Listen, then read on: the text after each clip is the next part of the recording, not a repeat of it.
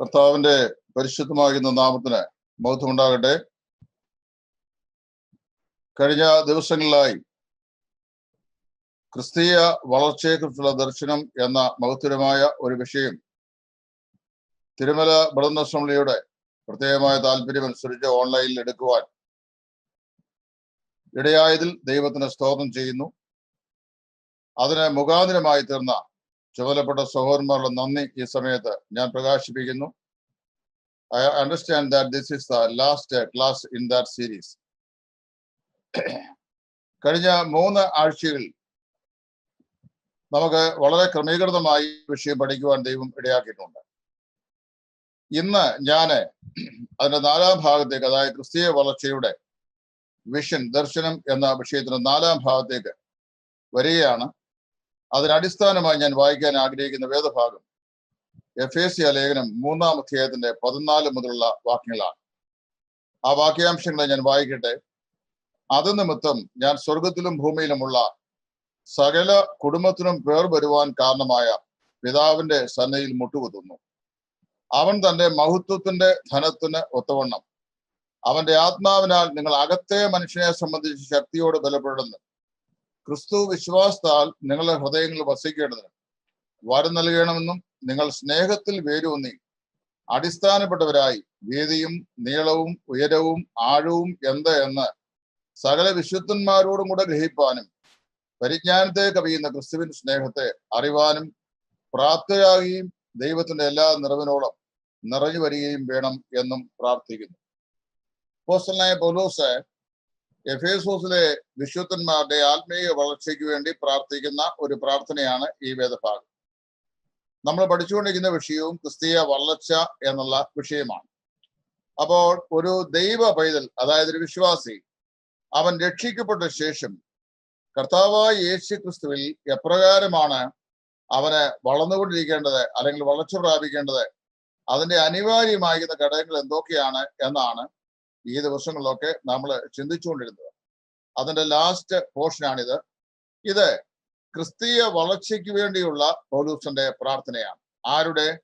എഫേസോസ് എന്ന് പറയുന്ന പട്ടണത്തിലെ അർത്തമീസ് ദേവിയെ ആരാധിച്ചിരുന്ന ഒരുപറ്റം ആളുകൾ യേശു ക്രിസ്തുവിനെ രക്ഷിതാവും കർത്താവുമായി കൈക്കൊണ്ട് മനോഹരമായൊരു സഭ അവിടെ ഉണ്ടായി. പിന്നീട് ആ വിശുദ്ധന്മാർക്ക് വേണ്ടി പൗലോസ് അപ്പോസ്തലൻ പ്രാർത്ഥിക്കുമ്പോൾ അദ്ദേഹം പ്രാർത്ഥിക്കുന്ന പ്രാർത്ഥനയിലെ 4 ഉൾക്കാഴ്ചകളാണ് ഇവിടെ ഈ ക്രിസ്തീയ വളർച്ചയെക്കുറിച്ചുള്ള ദർശനത്തിൽ ഇന്ന് രാത്രി നാം ചിന്തിക്കുവാൻ പോകുന്നത്. ആ 4 കാര്യങ്ങൾ ഞാൻ ആദ്യമായി ഒന്ന് സൂചിപ്പിക്കാം. അത് നിങ്ങളുടെ മനസ്സിലിരിക്കുമ്പോൾ നിങ്ങൾക്ക് ഞാൻ തുടർന്നെടുക്കുന്ന ക്ലാസ്സുകൾ വ്യക്തമായി മനസ്സിലാക്കാൻ കഴിയും. അതുകൊണ്ടാണ് ആ 4 കാര്യങ്ങൾ ആദ്യമായി പറയുന്നത്. 1, അകമേ ഉള്ള മനുഷ്യൻ ശക്തിയോടെ ബലപ്പെടുക. അകമേ ഉള്ള മനുഷ്യൻ ശക്തിയോടെ ബലപ്പെടുക. 2, അദ്ദേഹം പറയുന്നു ക്രിസ്തുവിനെ കുറിച്ചുള്ള ആഴമേറിയ അവബോധത്തിൽ വളരുക. ക്രിസ്തുവിനെ കുറിച്ചുള്ള ആഴമേറിയ അവബോധത്തിൽ വളരുക. 3, ദൈവസ്നേഹത്തെ സ്വായത്തമാക്കുക, അതായത് അപ്രിഹെൻഡ് ചെയ്യുക. 4, ദൈവത്തിന്റെ എല്ലാ നിറവിനോളവും നിറഞ്ഞ് വരിക. ഈ 4 കാര്യങ്ങളാണ് ഈ വിശ്വാസികൾക്കുണ്ടായി അവർ ദൈവസന്നയിൽ ആത്മീക പ്രബുദ്ധതയോടെ വളരുവാൻ അപ്പോസ്തലനായ പൗലോസ് ഇവിടെ ആഗ്രഹിക്കുന്നു. അത് നമുക്ക് സ്റ്റെപ്പ് ബൈ സ്റ്റെപ്പായിട്ട് ഇവിടെ ചിന്തിക്കുവാൻ ദൈവസന്നിധിയിൽ ഞാൻ ആഗ്രഹിക്കുന്നു. ആദ്യം പൗലോസ് അവർക്കുണ്ടായി കാണുവാൻ ആഗ്രഹിക്കുന്ന ഈ 4 ഉൾക്കാഴ്ചകൾ. ഈ 4 ഉൾക്കാഴ്ചകൾ അവൽ പ്രകാശിതമാകുമ്പോൾ അവർ ക്രിസ്തീയമായി ദൈവസന്നിധിയിൽ പൂർണ്ണ വളർച്ചയുള്ളവരായി തീരും എന്ന് അപ്പോസ്തലൻ പറയുകയാണ്. അപ്പൊ ആ പ്രാർത്ഥനയിൽ അദ്ദേഹത്തിന്റെ ആദ്യത്തെ ബോഡി പോസ്ചർ, അതായത് പ്രാർത്ഥനയിലെ അദ്ദേഹത്തിന്റെ ശരീര സ്ഥിതി നമുക്ക് ഇവിടെ രേഖപ്പെടുത്തണം. അത് നിമിത്തം എന്ന് പറഞ്ഞാൽ 3-ാം അധ്യായത്തിൽ പറയുന്ന ആദ്യ ഭാഗത്ത് പറയുന്ന പൂർവ്വകാലങ്ങളിൽ തന്നെ വിശുദ്ധ പ്രവാചകന്മാർക്ക് വെളിപ്പെടുത്താഞ്ഞതും ഇപ്പോൾ പരിശുദ്ധാത്മാവിനാൽ തന്റെ അപ്പോസ്തലന്മാർക്ക് ദൈവം പ്രത്യേകമായി വെളിപ്പെടുത്തി കൊടുത്തതുമായ മഹത്വത്തിന്റെ പ്രത്യാശയായ ക്രിസ്തു വിശ്വാസിയിൽ വസിക്കുന്നു എന്നുള്ള സ്വർഗീയ ദർശനം, ആ വെളിപ്പാട്, ആ മർമ്മത്തിന്റെ വെളിപ്പാട് കൊടുത്ത ശേഷം ആ വെളിപ്പാടിന്റെ വിസ്തൃതമായ മണ്ഡലത്തിലേക്ക് അപ്പോസ്തലൻ ഇറങ്ങി ചെന്നിട്ട് പറയുകയാണ്, ഇറ്റ്സ് എ കണ്ടിന്യൂഷൻ. അത് നിമിത്തം ഞാൻ സ്വർഗത്തിലും ഭൂമിയിലുമുള്ള സകല കുടുംബത്തിനും പേരെഴുതുവാൻ കാരണമായ പിതാവിന്റെ സന്നയിൽ മുട്ടുകുത്തുന്നു. പ്രാർത്ഥനാ സമയത്ത് നമ്മുടെ പോസ്റ്റർ എങ്ങനെ ആയിരിക്കണം എന്നൊന്നും വ്യക്തമായ ഒരു കൽപ്പന വിശുദ്ധ ബൈബിളിലില്ല. എങ്കിലും നമ്മൾ വായിക്കുമ്പോൾ ചില പ്രത്യേക ദൃഷ്ടാന്തങ്ങൾ തിരുവചനത്തിൽ നമുക്ക് കാണുവാൻ കഴിയുന്നുണ്ട്. ഇൻട്രൊഡക്ഷനിലേക്ക് പ്രവേശിക്കുന്നേ ഉള്ളൂ. ഒന്ന്, സോദോമിന് വേണ്ടി പ്രാർത്ഥിക്കുവാൻ അബ്രഹാം ദൈവമുമ്പാകെ നിൽക്കുമ്പോൾ അദ്ദേഹം കർത്താവിന്റെ സന്നിധിയിൽ നിന്നു എന്നാണ് വായിക്കുന്നത്. ഉൽപ്പത്തി പുസ്തകം 18-ാം അധ്യായത്തിന്റെ 22-ാമത്തെ വാക്യം. Because of the laxity of time, I could not read all the references, but I can only recite the reference which you can take note of it. അത് പിന്നീട് നിങ്ങൾ പഠിക്കുമ്പോൾ അത് ഉപയോഗിച്ചാൽ മതി. ഉൽപ്പത്തി 18-ന്റെ 22 വായിക്കുന്നു, and Abraham stood in front of God. അതായത് അബ്രഹാം ദൈവം മുമ്പാകെ നിന്നു എന്ന് വായിക്കുന്നുണ്ട്. ദേവാലയ പ്രതിഷ്ഠ പ്രാർത്ഥന ശലോമോൻ ചെയ്യുന്ന സമയത്ത് നമ്മൾ വായിക്കുന്ന രാജാക്കന്മാരുടെ 1-ാം പുസ്തകം 8-ാം അധ്യായത്തിന്റെ 22-ാം വാക്യത്തിൽ ശലോമോൻ അവിടെ ദൈവസന്നിധിയിൽ നിന്ന് പ്രാർത്ഥിച്ചു എന്ന് നമ്മൾ വായിക്കുന്നു. അതുപോലെ തന്നെ ദാവീദ് ദൈവമുമ്പാകെ ഇരുന്ന് തന്റെ പ്രാർത്ഥന അറിയിക്കുന്നതായിട്ട് ഈ ദിനവൃത്താന്തങ്ങളുടെ 1-ാം പുസ്തകം 17-ാം അധ്യായത്തിന്റെ 16-ാം വാക്യത്തിൽ വായിക്കുന്നുണ്ട്. അതുകൂടാതെ നമ്മുടെ കർത്താവായ യേശു ക്രിസ്തു തന്റെ രാജ്യത്വത്തിന്റെ ഭാവിക്കായി പ്രാർത്ഥിച്ച പ്രാർത്ഥനയിൽ യോഹന്നാന്റെ സുവിശേഷം, മത്തായിയുടെ സുവിശേഷം 26-39 കർത്താവ് കമിഴ്ന്നു വീണ് പ്രാർത്ഥിച്ചതായിട്ട് നമ്മൾ വായിക്കുന്നുണ്ട്. ഇവിടെ അപ്പോസ്തലനായ പൗലോസ് പറയുകയാണ്, ഞാൻ എന്ത് ചെയ്യുന്നു, സ്വർഗത്തിലും ഭൂമിയിലുമുള്ള സകല കുടുംബത്തിനും പേരെഴുതുവാൻ കാരണമായി പിതാവിന്റെ മുമ്പാകെ മുട്ടുകുത്തുന്നു. ഒരു പക്ഷെങ്കിൽ റോമൻ പടയാളികൾ കുറ്റവാളികളായ ആളുകളെ അറസ്റ്റ് ചെയ്യാനായിട്ട് വരുമ്പോൾ, ചങ്ങലയുമായി വരുമ്പോൾ അവരുടെ മുമ്പാകെ ഇവർ മുട്ടുകുത്തി കൊടുക്കുന്ന ഒരു സമ്പ്രദായം ഉണ്ടായിരുന്നു. അത് പൗലോസ് പല പ്രാവശ്യം കണ്ടിട്ടുണ്ട്. അത് താൻ ഇവിടെ ചെയ്യുന്ന ആയിരിക്കാം തന്റെ മനസ്സിൽ മുന്തി വരുന്നത്. ദൈവം മുമ്പാകെ താൻ പ്രാർത്ഥിക്കുന്ന ഈ പ്രാർത്ഥനയിൽ അദ്ദേഹം ഇവിടെ കർത്താവിന്റെ സന്നിധിയിൽ മുട്ടുകുത്തുകയാണ്.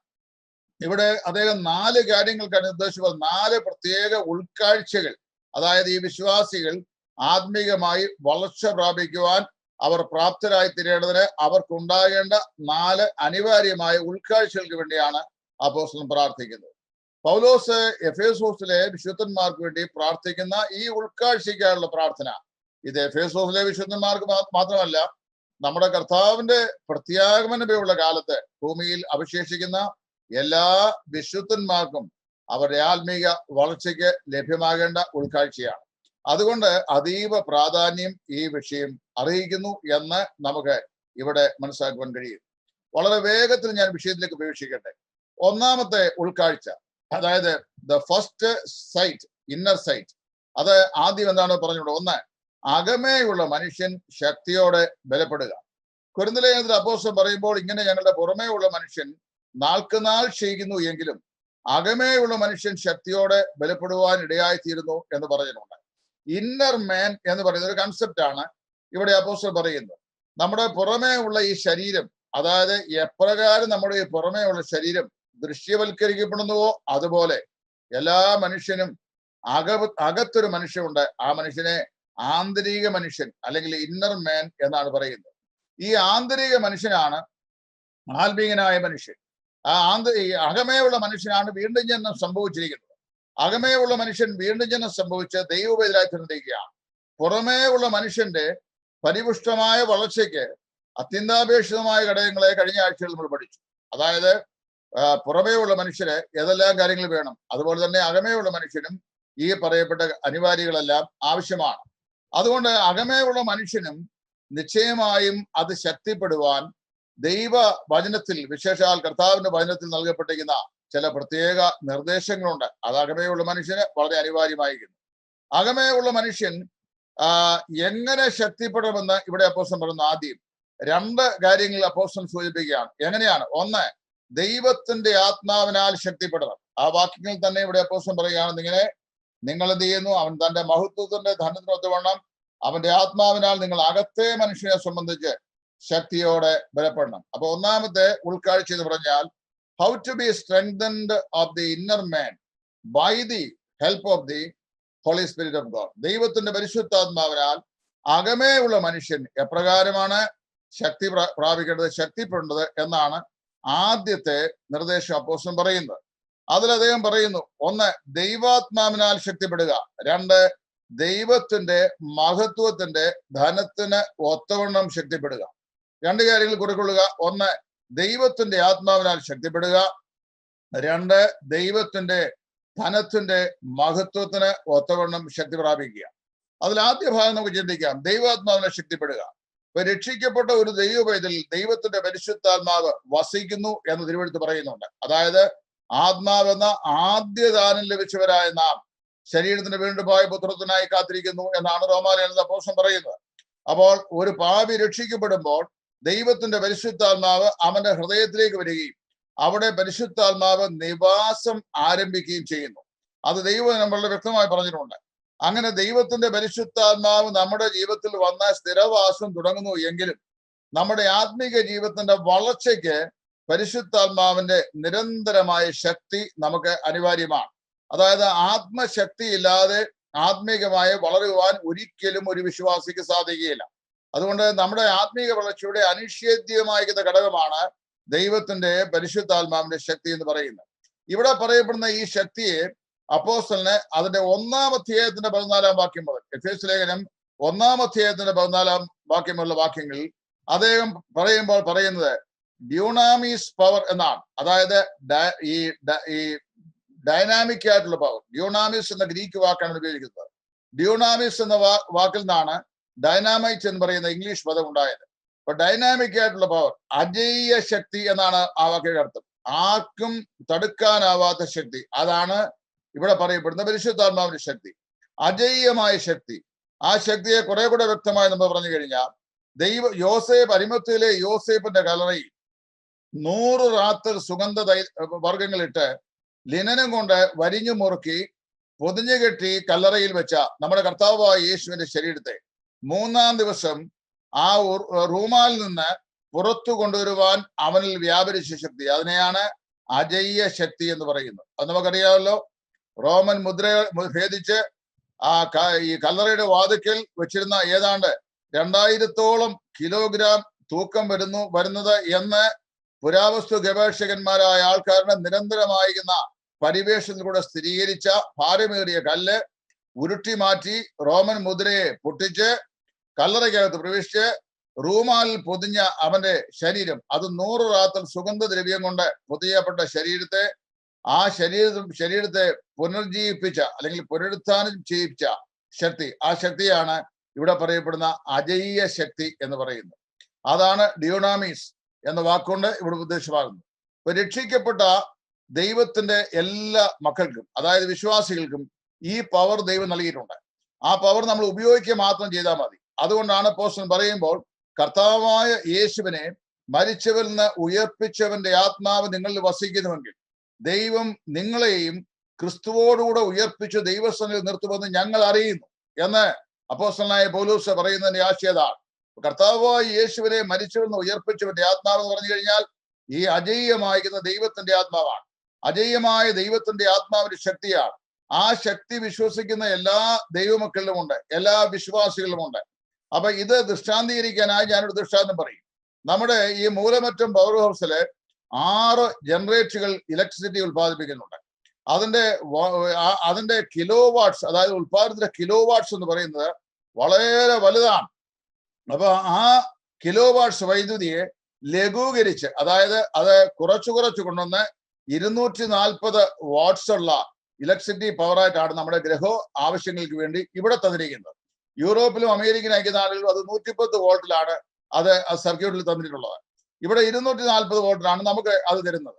അപ്പൊ അധികം കിലോ വാട്ടിൽ ജനറേറ്റർ ഉത്പാദിപ്പിക്കുന്ന ഇലക്ട്രിസിറ്റിയെ റെഡ്യൂസ് ചെയ്ത് 240 വോൾട്ടിൽ റെഗുലേറ്റ് ചെയ്തിട്ട് മറ്റ് അപകടങ്ങൾ ഉണ്ടാകാൻ കഴിയാതെ വണ്ണം നമ്മുടെ വീടുകളിലെ ഗ്രഹങ്ങളിലെ ആവശ്യങ്ങൾക്ക് വേണ്ടി ഇലക്ട്രിസിറ്റി ഡിപ്പാർട്ട്മെന്റ് അത് തന്നിരിക്കുകയാണ്. ആ 240 വോൾട്ടുള്ള കറണ്ട് കൊണ്ടാണ് നമ്മുടെ ഫ്രിഡ്ജ് വർക്ക് ചെയ്യുന്നത്, ഫാൻ വർക്ക് ചെയ്യുന്നത്, AC വർക്ക് ചെയ്യുന്നത്, പിന്നെ ബൾബുകൾ പ്രകാശിക്കുന്നത്. ഇതിനെല്ലാം സഹായിക്കുന്നത് അതാണ്. എന്നാൽ ഈ മൂലമറ്റം പവർ ഹൗസിൽ നിന്ന് ഉൽപ്പാദിപ്പിക്കപ്പെടുന്ന ഒരു ജനറേറ്ററിൽ നിന്ന് വരുന്ന മൊത്തം ഇലക്ട്രിസിറ്റിയുടെ പവർ എന്താണെന്ന് നമ്മളെ കാണിച്ചു തരാൻ കഴിയുന്ന ഒരു ഫിലമെന്റോ ഒരു ഉപകരണമോ ഇന്ന് വരെ ഇലക്ട്രിസിറ്റി ബോർഡ് നിർമ്മിച്ചിട്ടില്ല. കാര്യം നിർമ്മിക്കാൻ സാധിക്കുകയില്ല. അത്രമാത്രം വലിയ ശക്തിയാണ്. അതാണ് ഈ യേശുവിനെ ഉയർപ്പിച്ച ശക്തിയെ സൂചിപ്പിക്കാൻ പറയുന്ന ഡ്യൂണാമിസ് പവർ, അതായത് ഡൈനാമിക് പവർ. ആ ഡൈനാമിക് പവർ നമുക്കുണ്ടെന്ന് ഉള്ള നമ്മുടെ തിരിച്ചറിവാണ് ക്രിസ്തീയ ജീവിതത്തിൽ വളരുവാൻ നമ്മെ സഹായിക്കുന്ന ഒരു ഘടകം. ഓരോ രക്ഷിക്കപ്പെട്ട വിശ്വാസിയിലും ദൈവത്തിന്റെ നിസ്തുല്യമാകുന്ന പരിശുദ്ധാത്മാവിന്റെ ഈ ശക്തി, അജേയമാകുന്ന ശക്തി വ്യാപരിക്കുന്നു, വസിക്കുന്നു എന്ന് മനസ്സിലാക്കുക. അപ്പൊ ക്രിസ്തീയ ജീവിതത്തിന്റെ ശരിയായ പ്രവർത്തനത്തിലുള്ള ഏക മാർഗം പരിശുദ്ധാത്മാവിന്റെ ശക്തിയാണ്. അപ്പോസ്തല പ്രവൃത്തികളുടെ പുസ്തകത്തിൽ നമ്മുടെ വാഴ്ത്തപ്പെട്ട കർത്താവ് പറഞ്ഞു, എന്നാൽ പരിശുദ്ധാത്മാവ് നിങ്ങളുടെ മേൽ വരുമ്പോൾ നിങ്ങൾ ശക്തി ലഭിച്ചവരായി, 1-ാം അധ്യായത്തിന്റെ 8-ാം വാക്യം, യെരൂശലേമിലും യഹൂദയായാലും ശമരിയായാലും ഭൂമിയുടെ അറ്റത്തോളവും എന്റെ സാക്ഷികൾ ആകും എന്ന് പറഞ്ഞു. അതേ തുടർന്ന് നമ്മൾ വായിക്കുന്നത്, പ്രവൃത്തിയുടെ പുസ്തകത്തിന്റെ ആദ്യ താളുകളിൽ മുഴുവൻ വായിക്കുന്നത് പരിശുദ്ധാത്മാവിന്റെ പ്രവൃത്തികളാണ്. ഉയർത്തെഴുന്നേറ്റ കർത്താവായ യേശു പരിശുദ്ധാത്മാവിന്റെ ശക്തിയാൽ ചെയ്യുന്ന പ്രവർത്തനങ്ങളുടെ വിവരണമാണ് അപ്പോസ്തല പ്രവൃത്തികളുടെ പുസ്തകം മുഴുവൻ എന്ന് പറയുന്നത്. ഏതാണ്ട് 59 പ്രാവശ്യം ആ പുസ്തകത്തിൽ തന്നെ പരിശുദ്ധാത്മാവിനെയും പരിശുദ്ധാത്മാവിന്റെ ശക്തിയെയും കുറിച്ച് പ്രതിപാദിച്ചിട്ടുണ്ട്. അപ്പോൾ പരിശുദ്ധാത്മാവിന്റെ ശക്തിയാലാണ് നമ്മുടെ ക്രിസ്തീയ ജീവിതം രക്ഷിക്കപ്പെട്ട ദിവസം മുതൽ മുമ്പോട്ടുള്ള സകല പ്രവർത്തനങ്ങളും നടക്കുന്നത്. 2, ആന്തരിക മനുഷ്യനാണ് ഈ ശക്തി ആവശ്യമാക്കുന്നത്, ബാഹ്യ മനുഷ്യനല്ല. അകമേയുള്ള മനുഷ്യനാണ് ഈ ശക്തി ആവശ്യമാക്കുന്നത്. പുറമേയുള്ള മനുഷ്യന് കണ്ണ്, മൂക്ക്, ചെവി, നാക്ക്, ത്വക്ക് ഇങ്ങനെയുള്ള എല്ലാ പഞ്ച ഇന്ദ്രിയങ്ങളും ഉള്ളതുപോലെ അകമേയുള്ള മനുഷ്യനും ഈ പറയപ്പെട്ട എല്ലാ ഇന്ദ്രിയ അനുഭവങ്ങളും ഉണ്ടെന്ന് വിശുദ്ധ വേദപുസ്തകം സ്പഷ്ടമായി പഠിപ്പിക്കുന്നുണ്ട്. ഉദാഹരണമായി പറഞ്ഞു കഴിഞ്ഞാൽ, ഈ അകമേയുള്ള മനുഷ്യൻ ശക്തിയോട് ബലപ്പെടുമ്പോൾ മത്തായി അതിന്റെ സങ്കീർത്തനങ്ങൾ 119 18-ാമത്തെ വാക്യത്തിൽ പറയുന്നു, ആന്തരിക മനുഷ്യന് കാഴ്ചയുണ്ട്, കാണുവാൻ തക്കോണം കഴിയും. അതായത് നിന്റെ ന്യായപ്രമാണത്തിലെ അത്ഭുതങ്ങളെ കാണേണ്ടതിന് എന്റെ കണ്ണുകളെ തുറക്കണമേ എന്നാണ് ദാവീദോട് പ്രാർത്ഥിക്കുന്നത്. അകമേയുള്ള മനുഷ്യന് കണ്ണുകളുണ്ട്, ഇതിനെ സ്പിരിച്വൽ ഐ എന്നാണ് പറയുന്നത്. അകമേയുള്ള മനുഷ്യന് കണ്ണുകളുണ്ട്. 2, അകമേയുള്ള മനുഷ്യന് കാതുകളുണ്ട്. മത്തായിയുടെ സുവിശേഷം 13-ാം അധ്യായത്തിന്റെ 9-ാം വാക്യം, അകമേയുള്ള മനുഷ്യന് കേൾക്കാൻ കഴിയുമെന്ന് കർത്താവായ യേശു വ്യക്തമായി പറഞ്ഞിട്ടുണ്ട്. അതുപോലെ ഈ അകമേയുള്ള മനുഷ്യന് രുചിക്കുവാൻ കഴിയും എന്ന് സങ്കീർത്തനം 34:8 പറഞ്ഞു, യഹോവ നല്ലവനെന്ന് രുചിച്ചറിയുവീൻ എന്നാ പറയുന്നത്. അപ്പോൾ അകമേയുള്ള മനുഷ്യൻ രുചിച്ച് മനസ്സിലാക്കുവാൻ കഴിയും. പിന്നെ അതുപോലെ അകമേയുള്ള മനുഷ്യനെ ഗ്രഹിക്കാൻ കഴിയും. പ്രവൃത്തികളുടെ പുസ്തകം 17-ാം അധ്യായത്തിന്റെ 27-ാം വാക്യം, അതായത് ആന്തരിക മനുഷ്യനെ കേട്ട് വസ്തുക്കളെ ഗ്രഹിക്കാനായിട്ട് കഴിയും. പിന്നെ അതുപോലെ അകമേയുള്ള മനുഷ്യനെ പ്രവർത്തിക്കാൻ കഴിയും. അത് വളരെ വ്യക്തമായി സങ്കീർത്തനം 51:7 പറഞ്ഞിട്ടുണ്ട്. അതുപോലെ ശുദ്ധീകരണം അകമേയുള്ള മനുഷ്യന് സാധിക്കും. ഇങ്ങനെ അകമേയുള്ള മനുഷ്യന് പുറമേ ഉള്ള മനുഷ്യന് എന്തെല്ലാം കാര്യം കഴിയുമോ അതുപോലെ തന്നെ അകമേയുള്ള മനുഷ്യനും ഈ പറയപ്പെട്ട എല്ലാ പ്രവർത്തന തത്വവും ഉണ്ട് എന്നാണ് ദൈവവചനം വളരെ വ്യക്തമായി പറയുന്നത്. അതുകൊണ്ട് ആ അകമേയുള്ള മനുഷ്യന്റെ ആത്മീയ വളർച്ചയ്ക്ക് സഹായകമായ നിലയിൽ എന്ത് ചെയ്യണം? ദൈവത്തിന്റെ പരിശുദ്ധാത്മാവ് തന്റെ ശക്തി കൊണ്ട് നമ്മുടെ അകമേയുള്ള മനുഷ്യൻ ശക്തമായി ബലപ്പെടണം. അതുകൊണ്ട് 2 കൊരിന്ത്യർ 4:16 മുതൽ 18 വരെയുള്ള വാക്യങ്ങളിൽ പൗലോസ് പറഞ്ഞ പോലെ ഞങ്ങളുടെ പുറമേയുള്ള മനുഷ്യൻ നാൾക്കുനാൾ ക്ഷയിക്കുന്നു എങ്കിലും അകമേയുള്ള മനുഷ്യൻ പുതുക്കം പ്രാപിച്ച് ശക്തിപ്പെടുവാൻ ഇടയായിത്തീരുന്നു എന്ന് അദ്ദേഹം പറയുന്നത് ഈ പൗലോസ് പറയുന്ന ഈ പ്രിൻസിപ്പിളിന്റെ അടിസ്ഥാനത്തിലാണ്. അതായത് ഈ ഡൈനാമിക് പവർ കൊണ്ടാണ്, പരിശുദ്ധാത്മാവിന്റെ ഈ അജേയമായ ശക്തി കൊണ്ടാണ്. ഇനിയും പരിശുദ്ധാത്മാവിന്റെ അജേയമായ ശക്തി കൊണ്ട് എന്ത് ചെയ്യുക? നാം ശക്തിപ്പെടുക. 2, അത് തന്റെ മഹത്വത്തിന്റെ ധനത്തിന് ഒത്തവണ്ണമായിരിക്കണം എന്ന് അപ്പോസ്തലൻ പറയുന്നു. അപ്പൊ ദൈവത്തിന്റെ മഹത്വത്തിന്റെ ധനം എന്താണെന്ന് മനസ്സിലാക്കുക. ദൈവത്തിന്റെ മഹത്വത്തിന്റെ ധനം, നമ്മൾ ദൈവ കർത്താവിനെ രക്ഷിതാവായിട്ടൊക്കെ അംഗീകരിച്ച് ദൈവമക്കളാണ് എന്നുള്ള സംതൃപ്തിയിൽ ജീവിക്കുന്നു. എന്നാൽ ദൈവത്തിന്റെ മഹത്വത്തിന്റെ ധനം, the exceeding riches of the glory of God, അതെന്താണെന്ന് നമ്മൾ മനസ്സിലാക്കണം. 1-ാമത്തെ എഫേസ്യ ലേഖനം 1-ാം അധ്യായത്തിൽ പൗലോസ് പ്രാർത്ഥിക്കുമ്പോഴും ഇതേ ആവശ്യത്തെ പറയുന്നുണ്ട്. അത് how to understand or how to comprehend the exceeding riches of the almighty God. സർവശക്തനായ ദൈവത്തിന്റെ മഹത്വത്തിന്റെ ആത്യന്തികമായ ധനം അതെന്താണെന്ന് നമുക്ക് എങ്ങനെ മനസ്സിലാക്കാൻ സാധിക്കും? ഇതിന് ഉദാഹരണം പറഞ്ഞു കഴിഞ്ഞാൽ, നമ്മൾ ഇനി രക്ഷിക്കപ്പെട്ട ദിവസം മുതൽ നമ്മുടെ യാതൊരു സ്വയശക്തിയും നമ്മുടെ അകമയുള്ള മനുഷ്യന്റെ ജീവിതത്തിന് അനിവാര്യമല്ല. സ്വയശക്തി കൊണ്ടല്ല, മറിച്ച് ദൈവാത്മ ശക്തി കൊണ്ടാണ് നമ്മുടെ അകമയുള്ള മനുഷ്യൻ ബലപ്പെടുകയും വളർച്ച പ്രാപിക്കുകയും ചെയ്യുന്നത്. അതിന് ദൈവത്തിന്റെ ശക്തി നമ്മിലേക്ക് പകരപ്പെടണം. അതായത് കർത്താവിന്റെ ശക്തി നമ്മിലേക്ക് പകരപ്പെടണം. അത് പകരപ്പെടുന്നത് ദൈവത്തിന്റെ മഹത്വത്തിന്റെ ധനത്തിന് ഒത്തവണ്ണമാണ് ആയിരിക്കണമെന്നാണ് അപ്പോസ്തലൻ പറയുന്നതും പ്രാർത്ഥിക്കുന്നതും. അപ്പൊ ഓരോ വിശ്വാസിയും ദൈവത്തിന്റെ ആത്മാവിനാൽ പ്രബുദ്ധതപ്പെടേണ്ടത് അല്ലെങ്കിൽ വളർച്ച പ്രാപിക്കേണ്ടത് എങ്ങനെയായിരിക്കണം?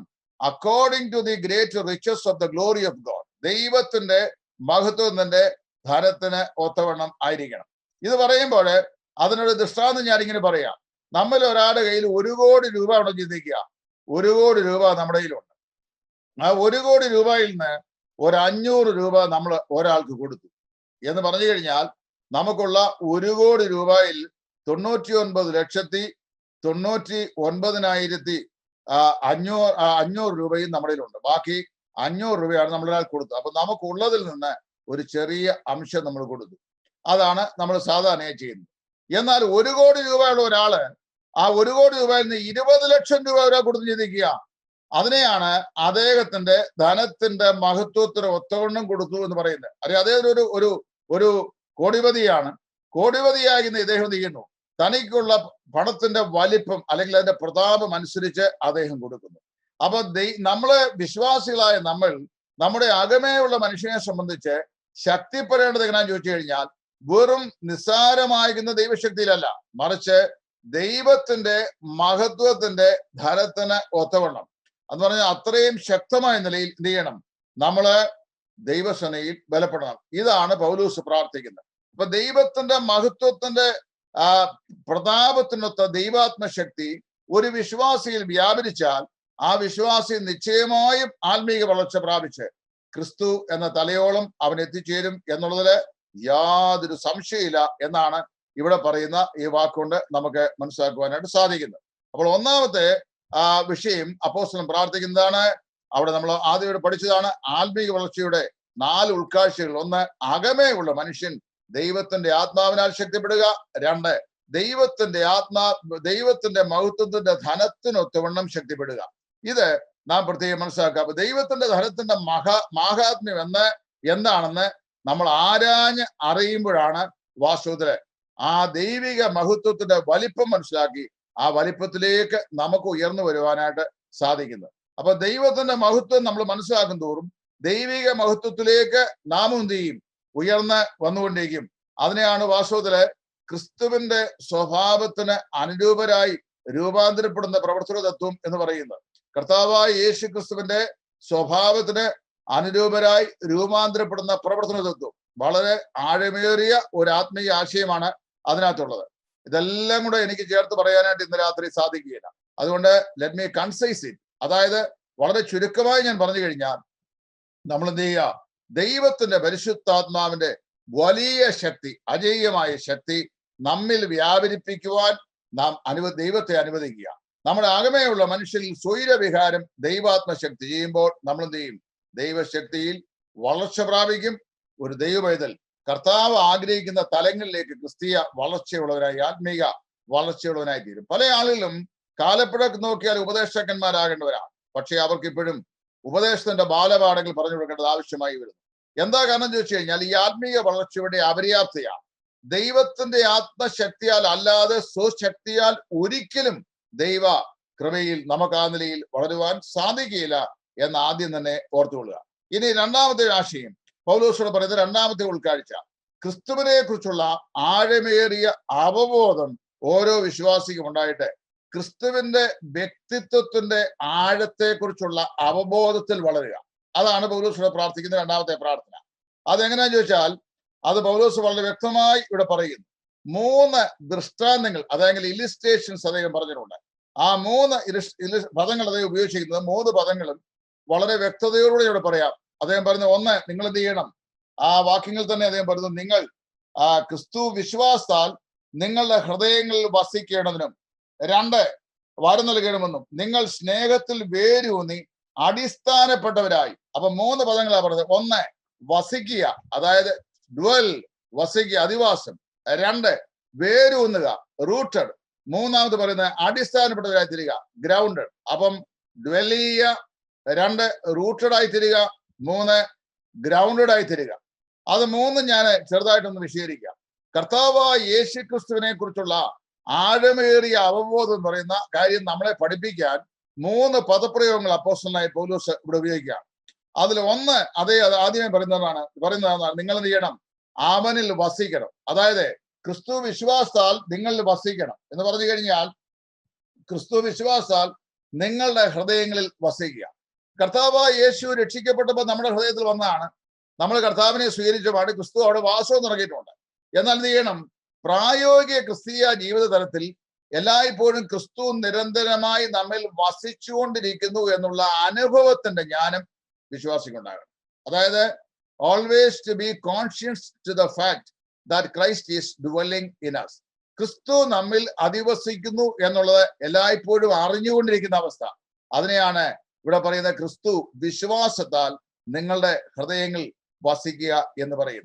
അപ്പോൾ ഇവിടെ ഈ എഫേസോസിലെ വിശുദ്ധന്മാരുടെ ഹൃദയങ്ങൾ ക്രിസ്തു നിരന്തരമായി വസിക്കുന്നുവെങ്കിലും ക്രിസ്തുവിന്റെ നിരന്തരമായ വാസം അവർക്ക് അനുഭവവേദ്യമായി തീരണം. കർത്താവ് നമ്മിൽ വസിക്കുന്നു എന്നുള്ളത് നമുക്ക് അനുഭവവേദ്യമായി തീരണം. അപ്പോൾ അങ്ങനെ വരുമ്പോൾ ക്രിസ്തുവിന്റെ തികഞ്ഞ ഭയം നമ്മിൽ ഉണ്ടായിട്ട് നാം എന്ത് ചെയ്യുക? ക്രിസ്തുവിൽ വളരുക എന്നുള്ളതാണ് സാധിക്കുന്നത്. ഉദാഹരണം പറയുമ്പോൾ നമ്മൾ ഉൽപ്പത്തി പുസ്തകം അതിന്റെ 17-ാം അധ്യായം, ആ 17-ാം അധ്യായത്തിൽ വിശ്വാസികളുടെ പിതാവായ അബ്രഹാമിനെ കുറിച്ച് വായിക്കുന്നു. അബ്രഹാമിനോട് 2 കാര്യങ്ങൾ അറിയിക്കാൻ 3 ദൂതന്മാര് അബ്രഹാമിന്റെ വീട്ടിൽ വന്നു. ഒന്ന്, പിറ്റേ വർഷം ആ സമയമാകുമ്പോഴത്തേക്കും തന്റെ 90 വയസ്സുള്ള ഭാര്യയായ സാറ ഗർഭിണിയായി വാഗ്ദത്ത സന്തതിയായ ഇസ്ഹാക്കിനെ പ്രസവിക്കുന്ന കാര്യത്തെക്കുറിച്ച് സാറായും അബ്രഹാമിനെ അറിയിക്കുക. 2, സോദോം ഗോമോറയ്ക്ക് ഉണ്ടാകാൻ പോകുന്ന നാശത്തെക്കുറിച്ചും ലോത്തിനെയും അവന്റെ കുടുംബത്തെയും അവിടുന്ന് വിടുവിക്കുന്ന കാര്യത്തെക്കുറിച്ചും അബ്രഹാമിനെ അറിയിക്കുക. ഈ 2 ദൗത്യമായി 3 ദൂതന്മാർ അബ്രഹാമിന്റെ വീട്ടിൽ വന്നു എന്ന് നമ്മൾ വായിക്കുന്നു. ആ പാഠഭാഗം വായിക്കുമ്പോൾ, അത് ഉൽപ്പത്തി പുസ്തകം 18-ാം അധ്യായത്തിന്റെ 1 മുതൽ 4 വരെയുള്ള വാക്യങ്ങൾ, അത് വായിക്കുമ്പോൾ ഇങ്ങനെ വായിക്കുന്നുണ്ട്. ആ അബ്രഹാം അവരെ ആദരിച്ച് അവിടെ ആ വൃക്ഷത്തടലിരുത്തി അവരുടെ കാലുകളെ കഴുകി അവർക്ക് ആഹാരം കഴിപ്പാനായിട്ട് പ്രത്യേകിച്ചു കൊടുത്തു. അത് ഭക്ഷിച്ച ശേഷം നമ്മൾ വായിക്കുന്നു, ആ 2 ദൂതന്മാർ സോദോമിലേക്ക് പോയി. 3 ദൂതന്മാരാണ് പ്രത്യക്ഷപ്പെട്ട്. ആ 2 ദൂതന്മാർ സോദോമിലേക്ക് പോയി. യഹോവയോ അബ്രഹാമിനോടുകൂടെ കൂടാരത്തിൽ നിന്നു എന്നാ വായിക്കുന്നത്. അപ്പോൾ ആ 3 ദൂതന്മാരിൽ ഒരാള് യഹോവ താൻ തന്നെ ആയിരുന്നു എന്ന് എത്രയും വ്യക്തമായി അവിടെ മനസ്സിലാക്കാൻ സാധിക്കുന്നുണ്ട്. അപ്പൊ യഹോവയായ ദൈവം അബ്രഹാമിന്റെ കൂടാരത്തിൽ നിൽക്കുന്നു. ആ 2 ദൂതന്മാർ അവർ സാധാ ദൂതന്മാരാണ്. അവര് സോദോമിലേക്ക് ലോത്തിനെ വിടുവിക്കാനായിട്ട് പോയി. അബ്രഹാമിനോട് നിന്ന ഈ യഹോവ ഈ സോദോമിലേക്ക് പോയ ആ ദൂതന്മാരുടെ കൂടെ സോദോമിലേക്ക് പോയില്ല. അതിന്റെ റീസൺ ആണ് ഞാൻ പറയാൻ പോകുന്നത്. ഒന്ന്, എന്തുകൊണ്ട് യഹോവയായ ദൈവം അബ്രഹാമിന്റെ കൂടെ മമ്രയുടെ തോപ്പിൽ തന്നെ അവന്റെ കൂടാരത്തിൽ നിൽക്കുകയും സോദോമിലേക്ക് പോകാതിരിക്കുകയും ചെയ്തു? അതിന്റെ കാരണം എന്ന് ചോദിച്ചാൽ, സോദോമിൽ ആ സമയത്ത് ഈ ദൈവത്തിന് ഈ സോദോമിൽ പാർക്കുന്ന ലോത്തിന്റെ വീട്ടിൽ ദൈവത്തിന് പാർക്കാൻ കഴിയുന്ന ഒരു അന്തരീക്ഷമായിരുന്നില്ല അവിടെ ഉണ്ടായിരുന്നു. കാരണം എന്താ വെച്ചാൽ അത് വളരെ വ്യക്തമായി പറഞ്ഞിട്ടുണ്ട്. അത്ര മ്ലേച്ഛതയുള്ള ഒരു സ്ഥലം, ആ മ്ലേച്ഛതയുടെ ഇടയിലാണ് ലോത്ത് അവരുടെ മധ്യേ ആയിരിക്കുന്നത്. ആ ഒരു അന്തരീക്ഷത്തിൽ യഹോവ God did not feel at home എന്നാണ് ഒരു ദൈവദാസൻ ഇരിക്കുന്നത്. അതായത് ദൈവത്തിന് അബ്രഹാമിന്റെ ഭവനത്തിലായിരിക്കുന്ന ആ മാനസിക അവസ്ഥ ലോത്തിന്റെ ഭവനത്തിലായിരിക്കുവാൻ ദൈവത്തിന് കഴിഞ്ഞില്ല. ഇത് ഞാനിപ്പോ ഒരു മർമ്മം നിങ്ങളോട് പറയുകയാണ്. അതായത് എല്ലാ വിശ്വാസികളും രക്ഷിക്കപ്പെട്ടവരാണെങ്കിലും ദൈവത്തിന്റെ പരിശുദ്ധാത്മാവിന്റെ ശക്തിയാൽ വിശുദ്ധീകരണത്തിലൂടെ ക്രിസ്തീയ വളർച്ച പ്രാപിക്കാത്ത വിശ്വാസിയെ സംബന്ധിച്ച് ക്രിസ്തു അവരുടെ ഹൃദയത്തിൽ വസിക്കുന്നുവെങ്കിലും ക്രിസ്തു നിരന്തരമായി സ്വൈര്യവിഹാരം ചെയ്യുന്ന, അല്ലെങ്കിൽ ക്രിസ്തു വസിക്കുന്ന എന്ന അനുഭൂതി നമുക്ക് അനുഭവവേദ്യമാകുന്ന നിലയിൽ ഉള്ള ആ പ്രായോഗിക തലത്തിൽ യേശുക്രിസ്തുവിന്റെ അധിവാസം അനുഭവിക്കാൻ പല വിശ്വാസികൾക്കും സാധിക്കുന്നില്ല എന്നുള്ളത് വളരെ ദുഃഖകരമായ ഒരു സംഗതിയാണ്. അപ്പോൾ അബ്രഹാമിന്റെ വീട്ടിൽ യഹോവ felt at home, feel at home. അതായത് സ്വന്തം ഭവനത്തിലായിരിക്കുന്ന അനുഭവമാണ് ദൈവത്തിന് അബ്രഹാമിന്റെ ഭവനത്തിൽ ഉണ്ടായത്. എന്നാൽ ലോത്തിന്റെ ഭവനത്തിൽ ആ അനുഭവം ഈ യഹോവയായ ദൈവത്തിന് ഉണ്ടായില്ല. ഒരു ക്രിസ്തുവിശ്വാസിയുടെ ഹൃദയത്തിൽ വസിക്കുന്ന ദൈവത്തിന് സ്വർഗത്തിൽ ദൈവം വസിക്കുന്ന അതേ പ്രതീതി വിശ്വാസിയുടെ ഹൃദയത്തിൽ ആ അനുഭവം വിശ്വാസിക്ക് ഉണ്ടാകണം. ആ അനുഭവം ഉണ്ടാകുമ്പോഴാണ് ക്രിസ്തുവിലേക്ക് വളർച്ച പ്രാപിക്കാൻ വിശ്വാസിക്ക് സാധിക്കുന്നത് എന്ന് പൗലോസ് മനസ്സിലാക്കി. അതുകൊണ്ട് കർത്താവായ യേശുവിനെ രക്ഷിതാവായി സ്വീകരിച്ചവരാണെങ്കിലും ഈ വിശ്വാസിയുടെ ഹൃദയത്തിൽ നിരന്തരമായി ക്രിസ്തു വസിക്കുന്ന അനുഭവം, ആ അനുഭവം അവർക്ക് അനുഭവവേദ്യമായിട്ട് അവർ ക്രിസ്തുവിന്റെ തലയോളം സകലത്തിലും വളരണമെന്നാണ് പൗലോസ് അവർക്ക് വേണ്ടി പ്രാർത്ഥിക്കുന്നത്. യോഹന്നാന്റെ സുവിശേഷം 15-ാം അധ്യായത്തിൽ നമ്മുടെ വാഴ്ത്തപ്പെട്ട കർത്താവായ യേശു ഇപ്രകാരം പറഞ്ഞിട്ടുണ്ട്, എന്നിൽ വസിപ്പീൻ, ഞാൻ നിങ്ങളിലും വസിക്കും. അതിന് അദ്ദേഹം പറയുന്നത് ദൃഷ്ടാന്തം അവിടെ വായിക്കുന്നത്, ഇല്ലുസ്ട്രേഷൻ വായിക്കുന്നത്, കൊമ്പുകൾക്ക് മുന്തിരിവള്ളിയിൽ വസിച്ചിട്ടല്ലാതെ സ്വയമായി വസിപ്പാൻ കഴിയില്ല എന്ന് പറഞ്ഞു കഴിഞ്ഞാൽ, the branches of the vine gets its whole orientation or vitality from the vine itself. അതായത് ഈ കൊമ്പുകൾക്ക് ആവശ്യമാകുന്ന എല്ലാ വൈറ്റാലിറ്റിയും എല്ലാ ജീവരസവും ഈ മുന്തിരിവള്ളിയിൽ നിന്ന് ലഭിക്കുന്ന പോലെ വിശ്വാസികൾ നിരന്തരമായി കർത്താവായ യേശു ക്രിസ്തുവിന്റെ ആളത്വത്തിൽ അധിവസിക്കുന്നു എന്നുള്ള അവബോധം അവനുണ്ടാകുമ്പോഴാണ് ക്രിസ്തുവിൽ നിന്നുള്ള വൈറ്റാലിറ്റി അവൻ പ്രാപിക്കുകയും ദൈവികമായ വളർച്ച പ്രാപിക്കുകയും ചെയ്യുന്നത്. സന്ധികളാലും ഞരമ്പുകളാലും ചൈതന്യം പ്രാപിച്ചും ഏകീഭവിച്ചും ദൈവികമായ വളർച്ച പ്രാപിക്കുന്നു എന്നാണ് കൊലോസ്യ ലേഖനത്തിൽ അപ്പോസ്തലൻ അനുഭവത്തെ പറയുന്നത്. അപ്പോൾ ഒന്നാമത്തെ ആശയം എന്ന് പറയുന്നത് വളരെ വ്യക്തതയോടെ ഇവിടെ പറയുന്നു. എന്താണ് അത്? നിങ്ങൾ Christ must dwell in your heart by faith. അതായത് വിശ്വാസത്താൽ യേശു ക്രിസ്തു നിങ്ങളുടെ ഹൃദയത്തിൽ വസിക്കുക.